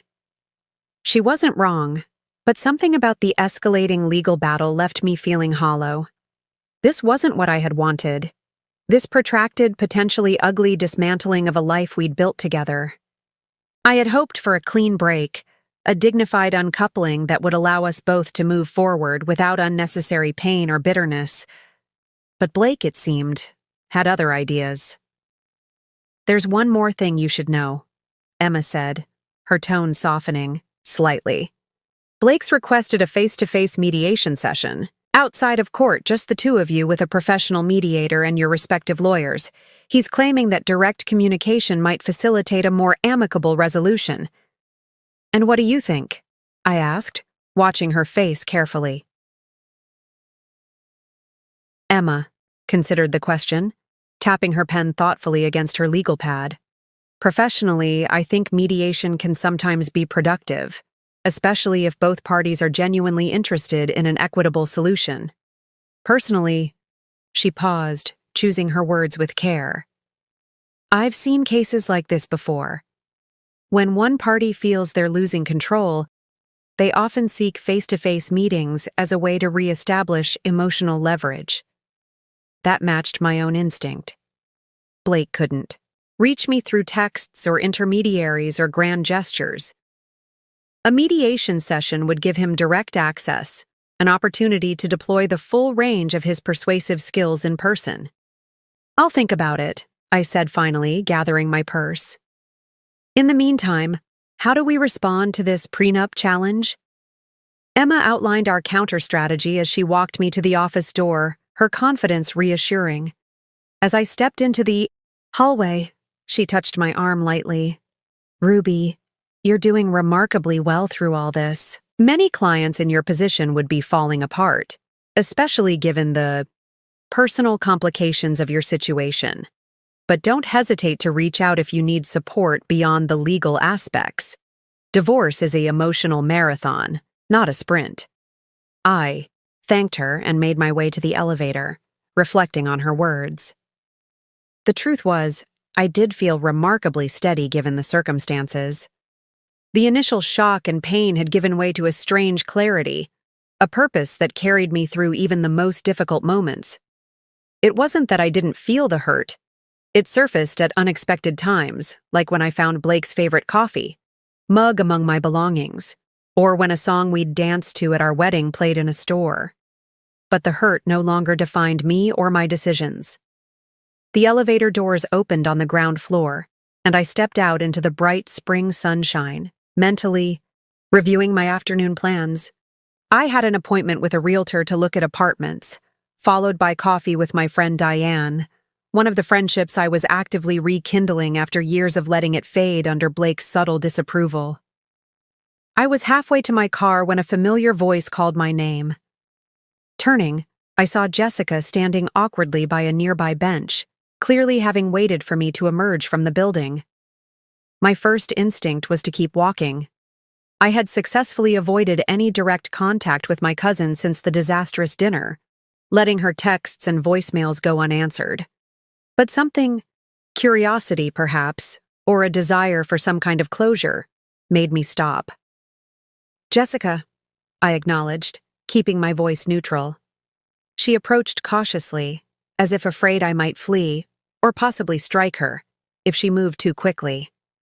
Up close, she looked almost as worn as Blake had during our last encounter, her usual polished appearance diminished by dark circles under her eyes and a certain hesitancy in her movements. "I know you probably don't want to talk to me," she began, "and I completely understand. What we did, it's unforgivable." I remained silent, waiting. Whatever Jessica had waited outside my lawyer's office to say, I doubted it was as simple as an apology.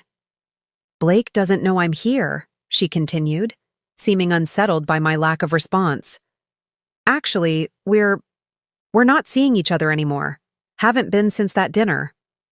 This was genuinely surprising. I had assumed they would cling to each other in the aftermath, justifying their affair with claims of true love that couldn't be denied. "Why are you telling me this?" Jessica shifted uncomfortably. "Because I thought you should know. And because—" She hesitated, seemingly struggling to articulate her thoughts. "Because I'm truly sorry, Ruby. Not just for the affair, but for everything that led up to it.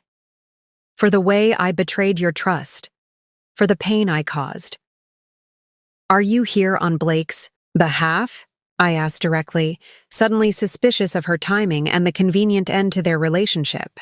"Did he send you to soften me up? Make me more amenable to reconciliation?" "No," Jessica protested, looking genuinely distressed at the suggestion. "God, no. If anything, he'd be furious if he knew I was talking to you. He's convinced I sabotaged everything by ending things with him right when he needed support." The pieces clicked into place. "So you left him, not the other way around." Jessica nodded miserably.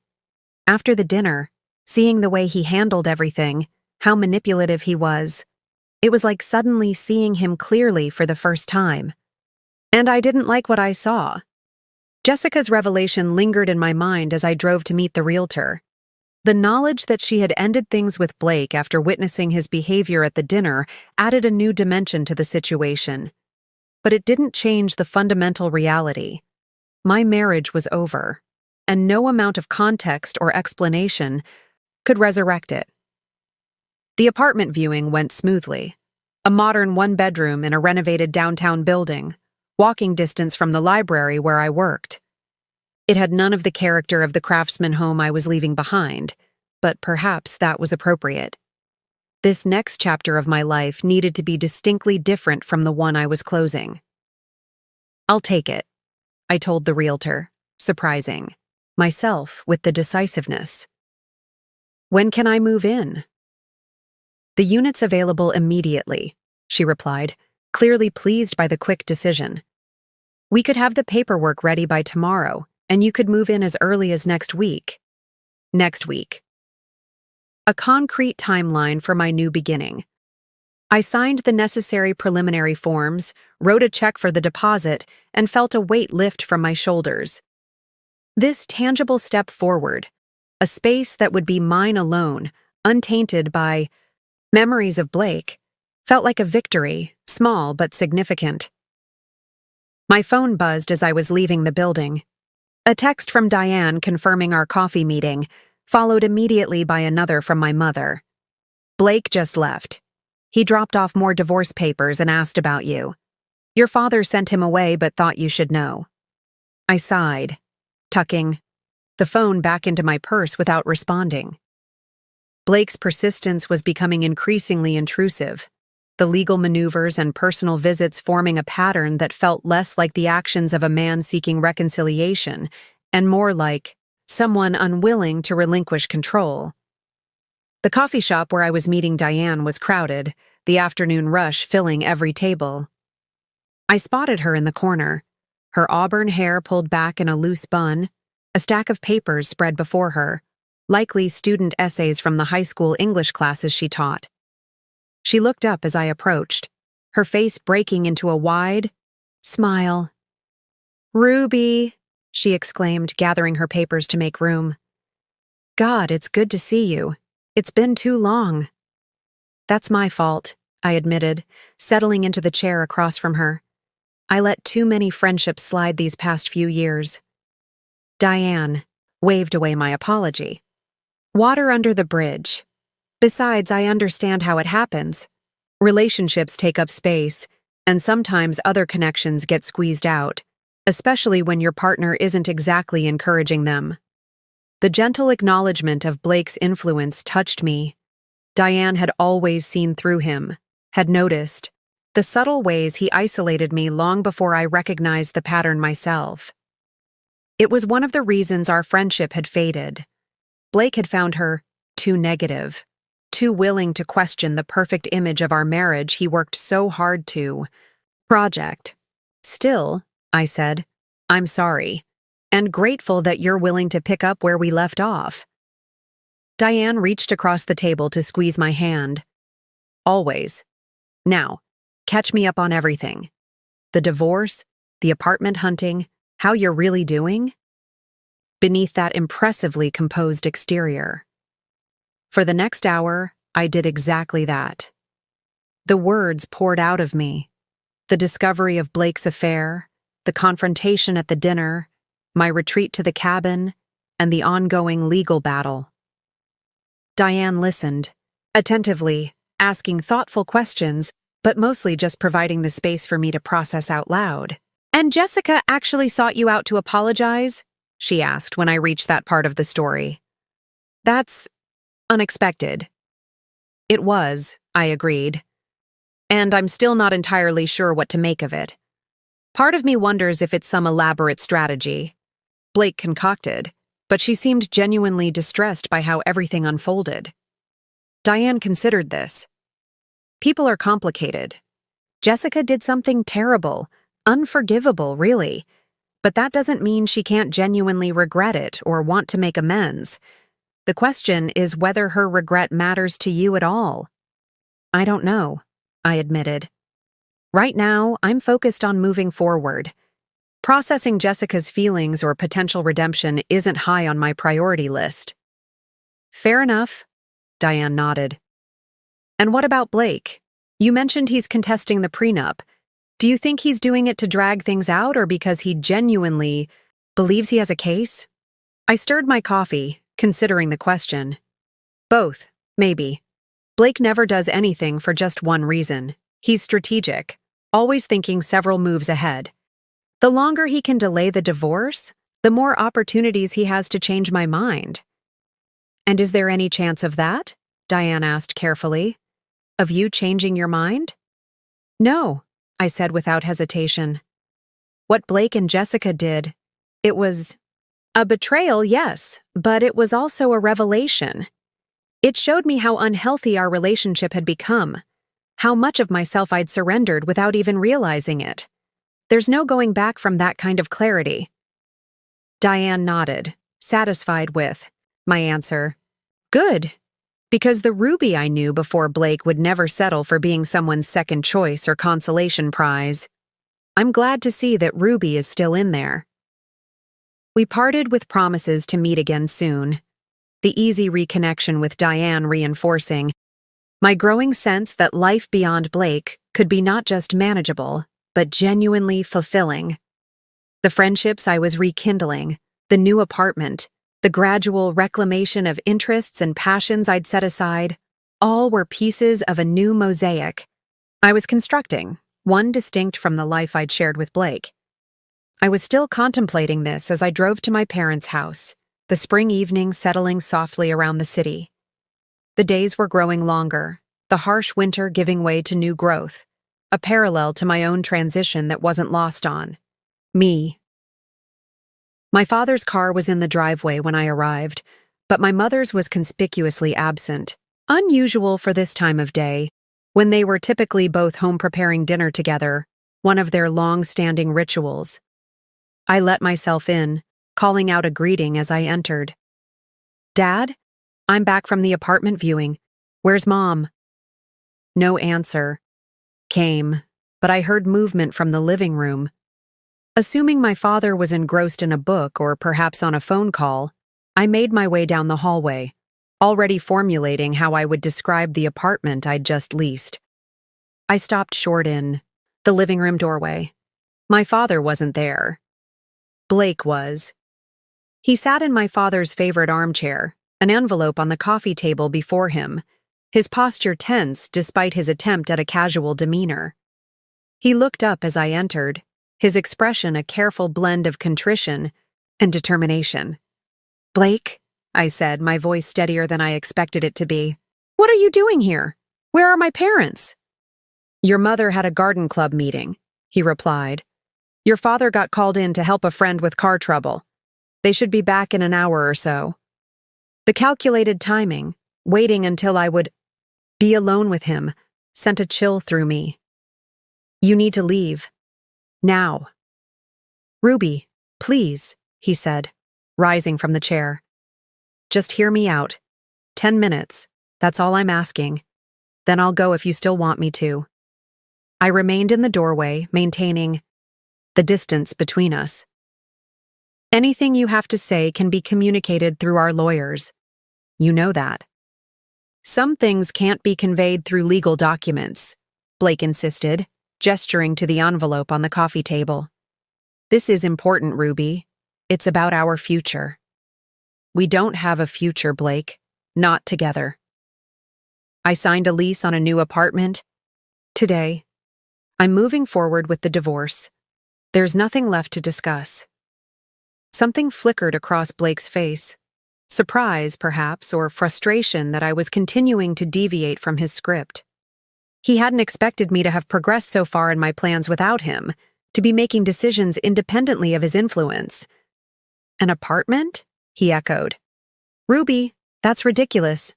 We have a home, a beautiful home that we chose together. Why would you downgrade to some apartment when you don't have to?"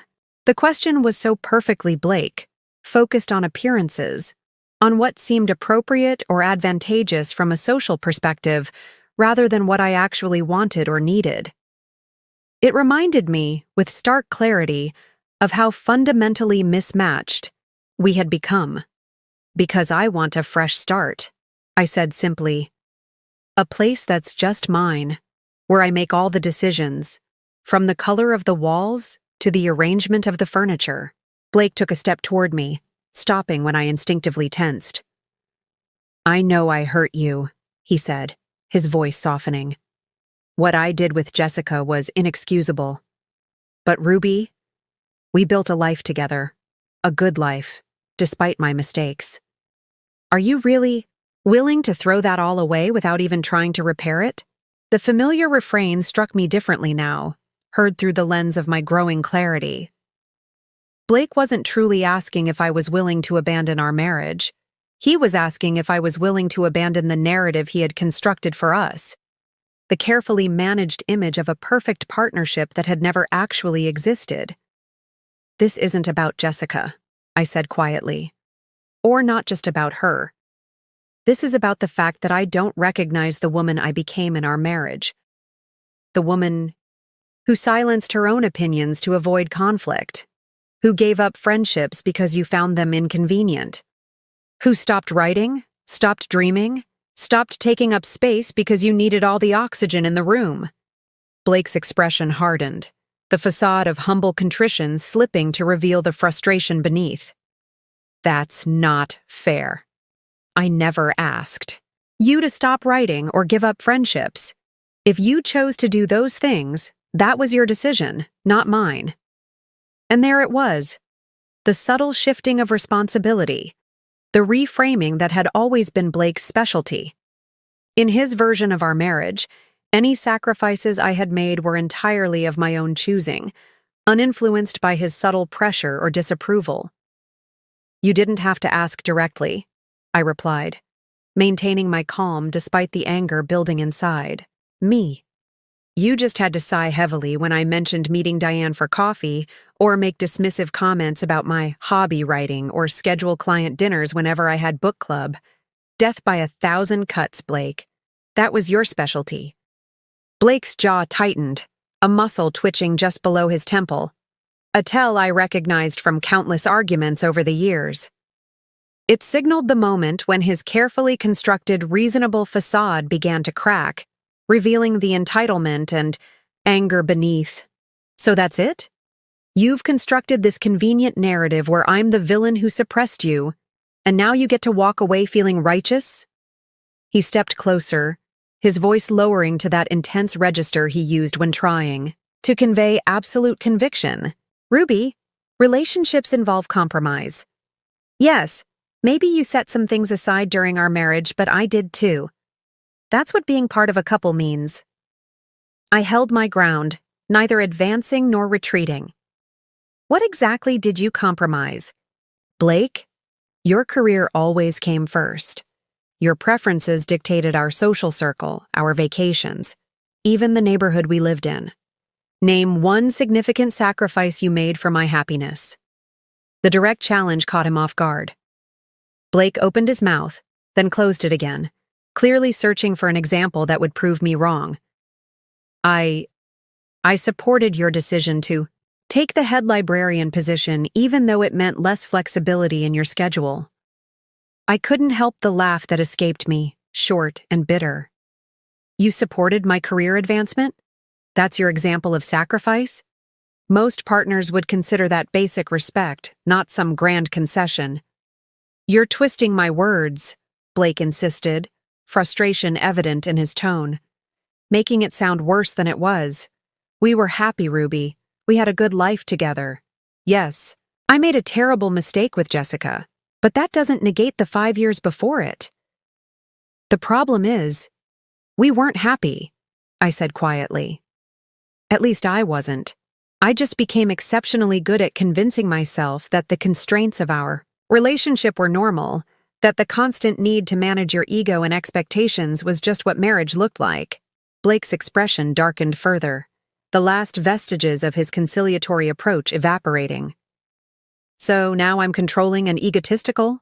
Convenient how your memory of our entire marriage has been rewritten since finding those messages. If things were so terrible, why didn't you ever say anything? The question struck closer to home than I cared to admit. Why hadn't I spoken up sooner? Why had I allowed myself to be slowly diminished year after year without protest? These were questions I'd been grappling with during my mountain retreat and in the weeks since. I did try, I said after a moment, memories surfacing of tentative conversations shut down, of concerns dismissed as overreactions. But you were always so certain, so convincing in your version of things. You'd make me doubt my own perceptions until I wasn't sure what was reasonable anymore. It's like that experiment with the frog in gradually heating water. By the time I realized how much I'd surrendered, it felt easier to keep surrendering than to fight my way back. Blake scoffed, reaching for the envelope on the coffee table. More convenient metaphors. You're determined to cast yourself as the victim in all this, aren't you? No, I said firmly. I'm not a victim, Blake. I'm a participant who's finally opted out of a dynamic that wasn't healthy for either of us. There's a difference. He shook his head, the stubborn set of his jaw indicating he wasn't absorbing anything I was saying. Look, this isn't why I came. I wanted to show you something. He opened the envelope and extracted a document, extending it toward me. I've withdrawn my challenge to the prenup. I'm agreeing to your terms for the divorce, with one condition. Cautiously, I took the paper from him, scanning its contents. It was indeed a formal withdrawal of his legal objections, along with a proposed settlement that matched closely what my lawyer and I had initially outlined. But attached was an addendum stipulating mandatory marriage counseling for a minimum period of 3 months before proceeding with dissolution of marriage. I looked up from the document, meeting Blake's gaze.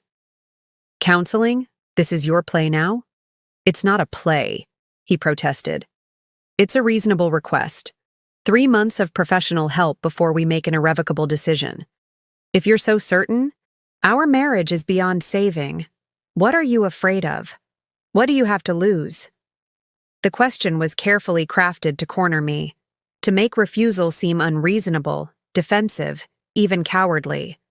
It was a tactic Blake had employed countless times during our marriage, framing his preferences as the obviously rational choice, so that any resistance on my part appeared emotional or irrational by comparison.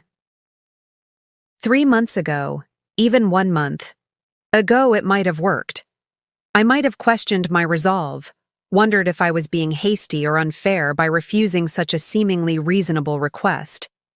But the woman standing before Blake now saw through the strategy with perfect clarity. "Time," I said simply. "I have 3 months of my life to lose. 3 months of moving forward, of rebuilding, of rediscovering who I am outside this marriage. 3 months that would be spent reliving hurts and betrayals to no purpose, because my decision is already made." I handed the document back to him, my hand steady. "No, Blake, I won't be attending counseling with you. File the withdrawal without the addendum, and we can proceed with the divorce as originally outlined. Or continue to contest it, and we'll let the courts decide. Either way, this marriage is over." Blake's composure finally shattered completely, the mask of reasonable negotiator falling away to reveal raw anger beneath. "So that's it? 10 years together, and you won't even try? Who are you?" "Because the Ruby I married would never be this cold, this calculating." "You're right," I agreed, surprising him. "The Ruby you married wouldn't have had the strength to walk away, to prioritize her own well-being over your approval. But I'm not that woman anymore. I've changed. Or more accurately, I've changed back. Into someone who recognizes her own worth, who won't accept betrayal or manipulation as the price of partnership." Blake stared at me, a mixture of disbelief and recognition dawning in his eyes. Perhaps, for the first time, he was truly seeing me. Not the malleable, accommodating wife he had shaped over the years, but the woman who had emerged from that cocoon, stronger and more determined than before. "You've already moved on," he said quietly, the anger in his voice giving way to something that might have been genuine hurt. "You made this decision weeks ago, and nothing I say or do is going to change it, is it?" "No," I confirmed gently. "It's not." Blake nodded slowly, folding the document and returning it to the envelope with methodical precision. The silence between us was heavy, but no longer charged with the same tension. Something had shifted, a final acknowledgement, perhaps, that the battle he had been fighting was already lost. "I did love you, Ruby," he said finally, his voice subdued. "In my way. It might not have been the right way, but it was real to me." For the first time since discovering his betrayal, I felt a flicker of genuine sympathy for Blake. Not enough to reconsider my decision, not even enough to soften my boundaries, but enough to recognize the human complexity behind his actions, the insecurity masked by confidence, the fear of loss that drove his need for control. "I know," I said quietly. "I loved you too, but love isn't enough when it costs you yourself." 6 months later, autumn painted the city in shades of gold and crimson as I unlocked the door to my apartment, arms laden with groceries and a bouquet of dahlias I'd impulsively purchased from a street vendor. The space that had initially felt temporary, even transitional, had gradually transformed into a true home. My home, with every element reflecting my own preferences and choices. Soft gray walls showcased framed prints of my favorite literary landscapes: Pemberley, Thornfield, Hall, Manderley, alongside photographs from my recent weekend trips exploring nearby small towns and hiking trails. Bookshelves lined one wall of the living room, organized not by Blake's preferred system of color and size, but by my own more intuitive groupings of theme and emotional resonance. A writing desk positioned near the window overlooked the park. Across the street, its surface scattered with notes for the novel I'd finally begun writing after years of relegating my creativity to someday. The divorce had been finalized 3 months earlier, Blake ultimately withdrawing his objections after our confrontation at my parents' house. The settlement had been fair, perhaps even generous on his part, whether from genuine remorse or a desire to expedite the process and preserve his professional reputation. I couldn't say for certain. The house had been sold, the proceeds divided according to the prenuptial agreement. The last I'd heard, Blake had accepted a position with a prestigious firm in Chicago, making a clean break from Lakeside and the whispered gossip that had inevitably followed our split. As for Jessica, Our paths had crossed only once since her unexpected apology outside my lawyer's office. At my great-aunt Maureen's 80th birthday celebration 2 months ago, we had exchanged brief civil greetings before naturally gravitating to opposite ends of the gathering. The tension had been palpable, but manageable, the family rallying, to create buffer zones, to ensure our comfort without explicitly acknowledging the elephant in the room. It wasn't forgiveness, not yet, but it was a tacit agreement to coexist without dragging others into the lingering aftermath of her betrayal. I arranged the dahlias in a cobalt blue vase, a housewarming gift from Diane, and set it on the dining table, their vibrant colors brightening the already warm space. My phone chimed with a text from Kenneth. "Still on for dinner tomorrow? Elise is making that pasta you liked last time." I smiled, typing a quick confirmation. My relationship with my brother and sister-in-law had deepened in recent months, our weekly dinners becoming a cherished tradition. Kenneth had been my steadfast ally throughout the divorce, offering practical support and occasional comic relief when the legal proceedings became particularly frustrating. If he tries to claim the coffee maker you never even used, I'm personally driving to his office to demand justification, he'd declared after one especially nitpicky round of asset division. The groceries put away, I changed into comfortable clothes and settled at my writing desk, reviewing the pages I'd completed the previous evening. The novel, a story about a woman rebuilding her life after loss, had begun as thinly veiled autobiography, but had evolved into something more nuanced, more universal in its exploration of identity and transformation. My protagonist wasn't me, not exactly, though she carried echoes of my experiences transformed through the alchemy of fiction. Writing had become my anchor in this new reality, a daily practice that connected me to my authentic self after years of disconnection. The words didn't always flow easily, and some days produced more frustration than progress. But the act itself, of claiming time and space for my own creative expression, felt revolutionary after so long of treating my writing as an indulgence, to be fitted around the edges of real responsibilities. My phone chimed again, this time with an email notification from the library board, confirming my proposal for a new community program. A series of writing workshops for women in transition, whether through divorce, career change, empty nesting, or other life shifts. The idea had come to me during a conversation with my therapist, another new addition to my life, part of my commitment to processing the marriage and its aftermath in healthy ways, rather than simply pushing forward without reflection. Many women lose their connection to their own voice during relationships, Dr. Winters had observed during one of our sessions. Finding ways to reclaim and strengthen that voice can be deeply healing, not just for you, but potentially for others, experiencing similar transitions. The board's enthusiastic approval of the program felt like confirmation that I was moving in the right direction, that the painful dismantling of my marriage could yield something constructive, even beautiful. In its aftermath, the workshops would begin in January, a fitting start to a new year, a new chapter. A knock at my door interrupted my thoughts. Puzzled, I wasn't expecting anyone. I approached cautiously and checked the peephole. Rita stood in the hallway, a casserole dish in her hands and a worried expression on her face that immediately set off alarm bells. My mother rarely made unannounced visits, and never looked this concerned without serious cause. I opened the door quickly. "Mom? Is everything okay? Is Dad?" "Your father's fine," she assured me, stepping inside. "Everyone's fine. I thought you might want some company tonight, and I brought lasagna." The forced casualness in her tone only increased my suspicion. "Mom, what's going on? You're a terrible liar. Always have been."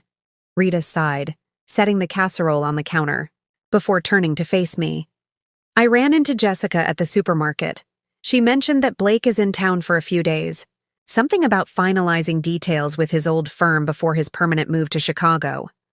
"Ah," I said, understanding dawning. "And you thought I might fall apart at this news? So you rushed over with emergency pasta?" My mother had the grace to look slightly embarrassed. When you put it that way, it does seem a bit overprotective.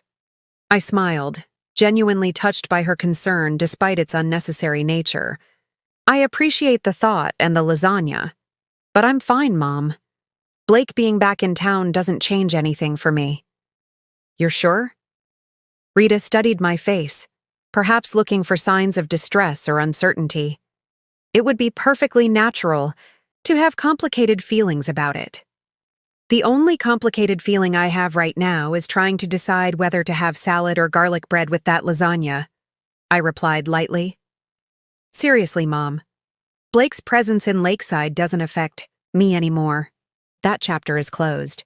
And as I said the words, I realized they were absolutely true.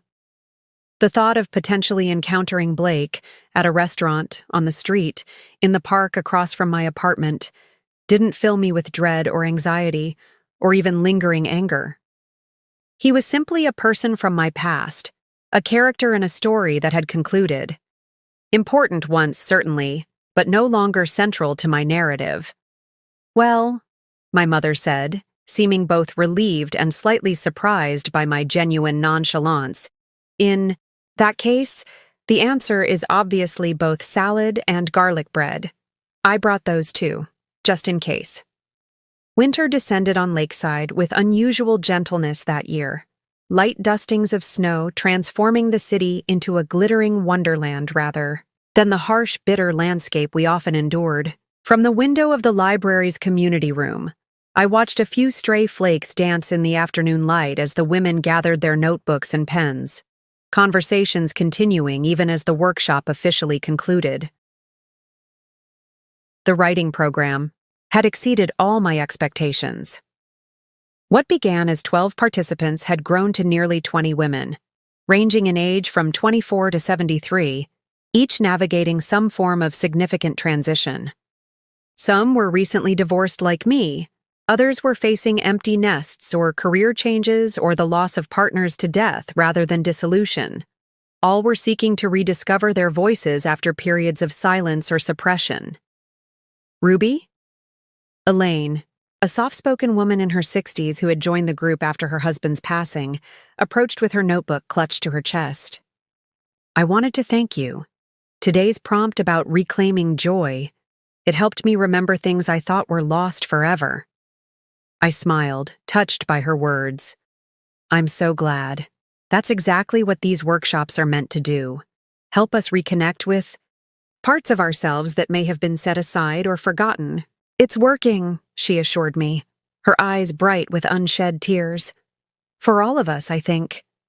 You've created something special here. After Elaine left, I remained in the community room, gathering scattered handouts and straightening chairs. The prompt we'd explored today, write about a moment of unexpected joy you experienced during your transition, had yielded powerful responses, including my own reflection on the morning I'd woken in my new apartment and realized I could arrange my day exactly as I pleased, answering to no expectations but my own. That small freedom had sparked a kind of bubbling delight I hadn't experienced in years, a reminder that while transitions involved loss, they also created space for discovery and pleasure in the most ordinary moments. It was a truth I found myself returning to repeatedly as I navigated this new phase of my life. My phone vibrated with a text from Diane.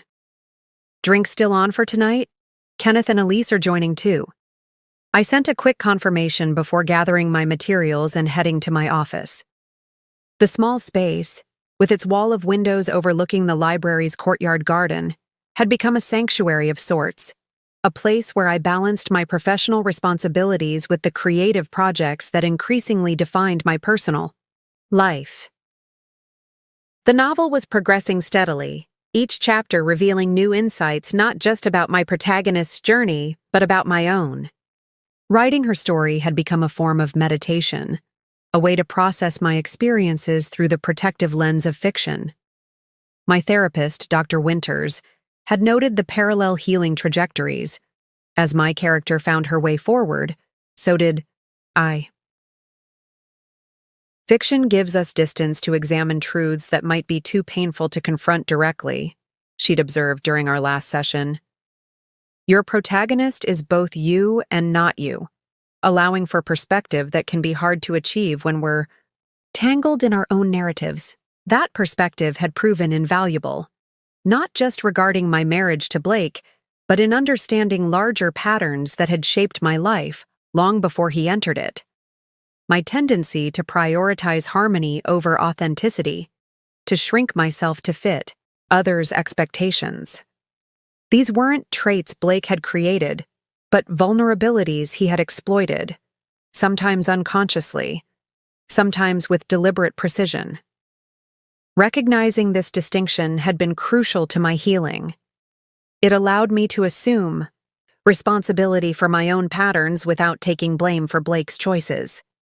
It freed me from the binary thinking that had initially dominated my post-separation mindset, where either Blake was entirely villainous or our failed marriage was somehow my fault for not speaking up sooner, more clearly, more persistently.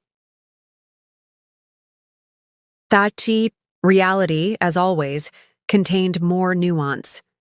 Blake had manipulated and betrayed me, yes, but I had also allowed myself to be diminished, had participated in the slow erosion of my own agency. We had co-created a dynamic that ultimately served neither of us well, though the harm it caused was undeniably asymmetrical. This understanding didn't excuse Blake's behavior, particularly his affair with Jessica, but it did illuminate how we had arrived at that breaking point, how the cracks in our foundation had formed long before the ultimate collapse. More importantly, it highlighted the patterns I needed to consciously avoid carrying into future relationships, romantic or otherwise. As I locked my office and headed out into the early winter evening, these reflections continued to unspool in my mind. The past year had been a masterclass in difficult wisdom, painful lessons that, while unwelcome, had ultimately shaped me into someone stronger, more self-aware, more intentional about the boundaries I established and maintained. The bar where I was meeting Diane, Kenneth, and Elise was a cozy downtown spot known for its craft cocktails and intimate atmosphere. Through the window, I could see them already seated at a corner table, heads bent in animated conversation. The sight filled me with a profound gratitude for these relationships I had reclaimed and deepened, for the support system that had carried me through my darkest moments and now celebrated my brightest ones. "There she is," Kenneth called as I approached the table. "The literary genius herself." I rolled my eyes at my brother's characterization but accepted the chair he pulled out for me. "Hardly a genius, just a librarian who writes on the side." "A published librarian who writes on the side," Diane corrected, sliding a cocktail menu toward me. "Don't downplay it, Ruby. That essay in the literary journal was significant. The publication she referred to, a personal essay about reclaiming one's voice after silence, had been accepted by a respected literary journal just 2 weeks earlier. My first official byline as a writer, the fulfillment of a dream I'd nearly abandoned during my marriage. The acceptance email had moved me to tears, not just for the validation it represented, but for the realization that I had finally given myself permission to prioritize this long-deferred passion. "It's just one essay," I demurred. Though secretly, I treasured the accomplishment. "It's a beginning," Elise said kindly. And beginnings matter. They did indeed. As we ordered drinks and settled into comfortable conversation, I found myself reflecting on all the beginnings I'd embraced over the past year. The new apartment, the writing program, the rekindled friendships, the novel in progress, even the tentative dating experiences I'd recently allowed myself to explore, though nothing serious had yet emerged from these encounters. Each beginning had required courage, a willingness to step into uncertainty after the false security of my marriage.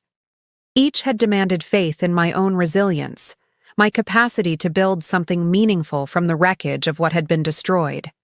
And each had confirmed, in ways both subtle and profound, that I was far stronger than I had believed myself to be during those final years with Blake. "A toast," Kenneth proposed, raising his glass once our drinks arrived. To new chapters and the courage to write them ourselves. I'll drink to that, I agreed, clinking my glass against theirs. As the evening progressed, our conversation flowing, from serious topics to ridiculous jokes and back again, I realized that this moment of easy connection, of belonging fully to myself while also being genuinely present with others, was perhaps the most valuable wisdom I had gained from the entire painful journey. The understanding that authentic relationships don't require self-diminishment, but rather flourish in the soil of mutual respect and genuine seeing. It was a truth worth every difficult step that had led me here, every tear shed, every moment of doubt weathered. A truth I would carry forward into whatever chapters still awaited me, now that I had finally learned to hold the pen with confidence. 1 year to the day after Blake had brought Jessica to that fateful family dinner, I stood on the shore of Lake Michigan, watching the late afternoon sun cast golden light across the rippling water. The spring breeze carried the faint scent of awakening earth and new growth, a fitting metaphor for the journey I'd completed over the past 12 months. I hadn't planned this anniversary visit deliberately. My literary agent, a recent and still somewhat surreal addition to my life, had arranged a meeting with a small publisher interested in my novel, now completed and polished through multiple revisions. The coincidence of the timing struck me only as I checked into my hotel, the date on the registration form triggering a cascade of memories. 1 year. 365 days since I had watched my marriage unravel in the most public and painful way possible. Since I had experienced the twin shocks of betrayal and revelation, each cutting in their own way but ultimately leading to liberation. Chicago was Blake's city now. I knew this from occasional updates that filtered through mutual acquaintances. He had established himself at the prestigious architectural firm, thrown himself into high-profile projects, begun rebuilding his life, in a place where his reputation wasn't colored by the messy dissolution of our marriage. We hadn't spoken since finalizing the divorce 9 months earlier. Our last interaction a brief, formal email exchange, confirming the transfer of the final assets. Part of me had wondered if I might glimpse him during my visit. Chicago was vast, of course, but coincidences happened. I had examined this possibility from various angles, searching for any lingering dread or anxiety it might provoke, but I found none. The thought of encountering Blake now felt neutral, perhaps mildly awkward, but ultimately inconsequential. He occupied a different mental category entirely, no longer the central figure around whom my world revolved, but a character from an earlier chapter, significant in his time, but no longer decisive to my story's direction. My phone chimed with a text from Diane. "How did the meeting go? Are they buying your brilliant masterpiece?" I smiled, tapping out a response. "Very promising. They're sending an offer next week. I'll call with details when I get back tomorrow." The meeting had indeed gone remarkably well. The editor's enthusiasm for my novel. Reflections, a story of a woman's journey from invisibility to self-reclamation, validating in ways I was still processing. Publication was far from guaranteed. Contracts were complex entities, and first novels rarely launched spectacular careers. But the simple fact that my words had resonated with a professional reader, had been deemed worthy of investment and broader audience, felt like the closing of a circle that had begun with those first tentative journal entries at the mountain cabin a year ago. As the sun began its final descent toward the horizon, I left the lakefront and walked toward a small cafe I'd spotted earlier. The warmly lit interior welcomed me with the rich aroma of coffee and freshly baked pastries. I ordered a cappuccino and found a quiet corner table where I could watch the passing parade of locals and tourists outside the window. Opening my journal, a habit I had maintained religiously since my retreat, I found myself writing not about the promising meeting or potential book deal, but about the significance of this anniversary and all that had changed since that night. 1 year ago today, I thought my life was ending. In reality, it was just beginning. The words flowed easily, a reflection not of pain, but of perspective gained through distance and deliberate healing. I wrote about the woman I had been then, already diminished by years of subtle erasure, then shattered by Blake's betrayal with Jessica. About the gradual rebuilding of identity, the reclaiming of passions and relationships and dreams that had been set aside. About the strength I had discovered within myself, a resilience I hadn't known I possessed until circumstances demanded. Yet I was so absorbed in my writing that I didn't immediately notice the woman who had entered the cafe and now stood hesitantly near my table. When I finally glanced up, recognition struck me with physical force. "Ruby," Jessica said softly, her expression a complex blend of surprise and uncertainty. "I thought that might be you." For a moment I simply stared, wondering if I had somehow conjured her through my reflections. But Jessica was undeniably real, standing before me in a tailored coat, her hair shorter than I remembered, her posture tense as she awaited my response. "Jessica?" I acknowledged, closing my journal and setting down my pen. "This is unexpected." "I'm attending a marketing conference," she explained quickly, gesturing vaguely toward downtown. "I saw you through the window and—" She trailed off, seemingly unsure how to complete the thought. An awkward silence stretched between us, laden with all that remained unspoken. The last time we had been alone together had been that brief encounter outside my lawyer's office. Her unexpected apology still hanging in the air between us, neither fully accepted nor rejected. "Would you like to sit?"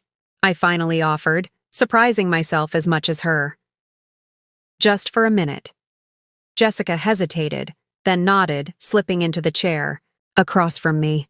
Up close, I could see subtle changes in her, a new maturity in her eyes, a certain gravity that hadn't been there before. The year had clearly shaped her as well, if in different ways. "How are you?" she asked, her tone carefully neutral. "I'm good," I replied, finding that I meant it genuinely. "Really good, actually. I'm here meeting with a publisher about my novel." Jessica's eyes widened slightly. "You wrote a novel? That's amazing, Ruby. You always talked about writing someday, but—" She stopped abruptly, perhaps remembering that her awareness of my deferred dreams came partly through Blake, through conversations they shouldn't have been having. "Yes," I said simply. "Someday finally arrived. What about you? Are you still with the marketing firm?" Jessica nodded, seeming grateful for the redirect. "I was promoted to strategy director last month. It's challenging, but fulfilling." Another silence fell, less awkward, but still weighted with the elephant in the room. Finally, Jessica met my gaze directly.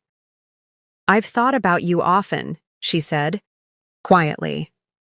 "About what happened, what I did. I know my apology that day was inadequate and probably unwelcome. But I want you to know I truly am sorry, Ruby. Not just for the affair, but for betraying your trust as family. There's no excuse for it." I studied her face, searching for the sincerity behind her words. What I found wasn't performative remorse or strategic contrition, but genuine regret, the kind that comes from difficult self-examination and growth. "Have you seen Blake since?" I left the question unfinished, realizing I wasn't even sure what I wanted to ask. "No," Jessica answered firmly. "Not since ending things after that dinner. He tried to contact me a few times during your divorce proceedings, but I didn't respond. Some lines once crossed can't be uncrossed, but some mistakes once recognized don't have to be repeated." The wisdom in her words struck me, not because it absolved her of responsibility for the pain she had caused, but because it reflected a parallel journey of reckoning and growth. Jessica had made terrible choices, had participated in the betrayal that catalyzed the collapse of my marriage, but she, too, had faced consequences and emerged changed by them. "I don't know if I can ever fully forgive what happened," I said honestly, "but I'm not carrying the anger anymore. It takes too much energy. Energy better spent on building something new. Jessica nodded, understanding in her eyes. That's more than fair. More than I deserve, probably. As she rose to leave a few minutes later, having declined my reflexive offer to stay for coffee, Jessica paused, seeming to debate whether to say something more. He's not happy, you know, she said finally. Blake. From what I hear through mutual friends, he's successful in Chicago. But something's missing. I think he finally realizes what he lost. Who he lost.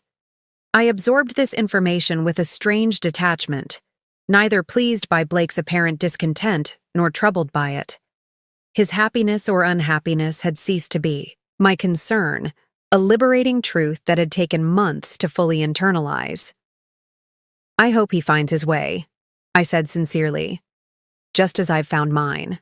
As I watched Jessica leave, disappearing into the stream of pedestrians outside, I felt an unexpected sense of closure, not just regarding her betrayal, but regarding the entire chapter of my life that had concluded a year ago. The pain hadn't disappeared entirely. It had transformed into wisdom, into growth, into a deeper understanding of both my vulnerabilities and my strengths. I reopened my journal, returning to the reflection I had begun before Jessica's appearance. The final lines came with perfect clarity. 1 year ago, I stood in the wreckage of a life I thought was mine, only to discover it had been built on compromises that diminished my true self. Today, I stand in the foundation of a new life, one constructed choice by choice, dream by dream, word by word. The architect of this life isn't Blake or Jessica or anyone else who once claimed power over my happiness. It's me. It has always been me. I just needed to remember how to hold the pen and write my own story. I closed the journal and watched as the last golden light of day painted the Chicago skyline in hues of amber and rose. Tomorrow I would return to Lakeside, to my apartment, my writing desk, my community of friends and family who had supported me through this transformation. But I would return changed, stronger, clearer, more fully myself than I had been in years. The woman who had once stood frozen in humiliation at a family dinner, watching her marriage publicly unravel, had become someone new, or perhaps more accurately, she had become herself again. The self that had been waiting all along, beneath the layers of compromise and accommodation, ready to emerge when the moment finally arrived. That moment had come disguised as catastrophe. But looking back now, with the perspective of a year's growth and healing, I recognized it for what it truly was: liberation. Up next, you've got 2 more standout stories right on your screen. If this one hit the mark, you won't want to pass these up. Just click and check them out. And don't forget to subscribe and turn on the notification bell so you don't miss any upload from us.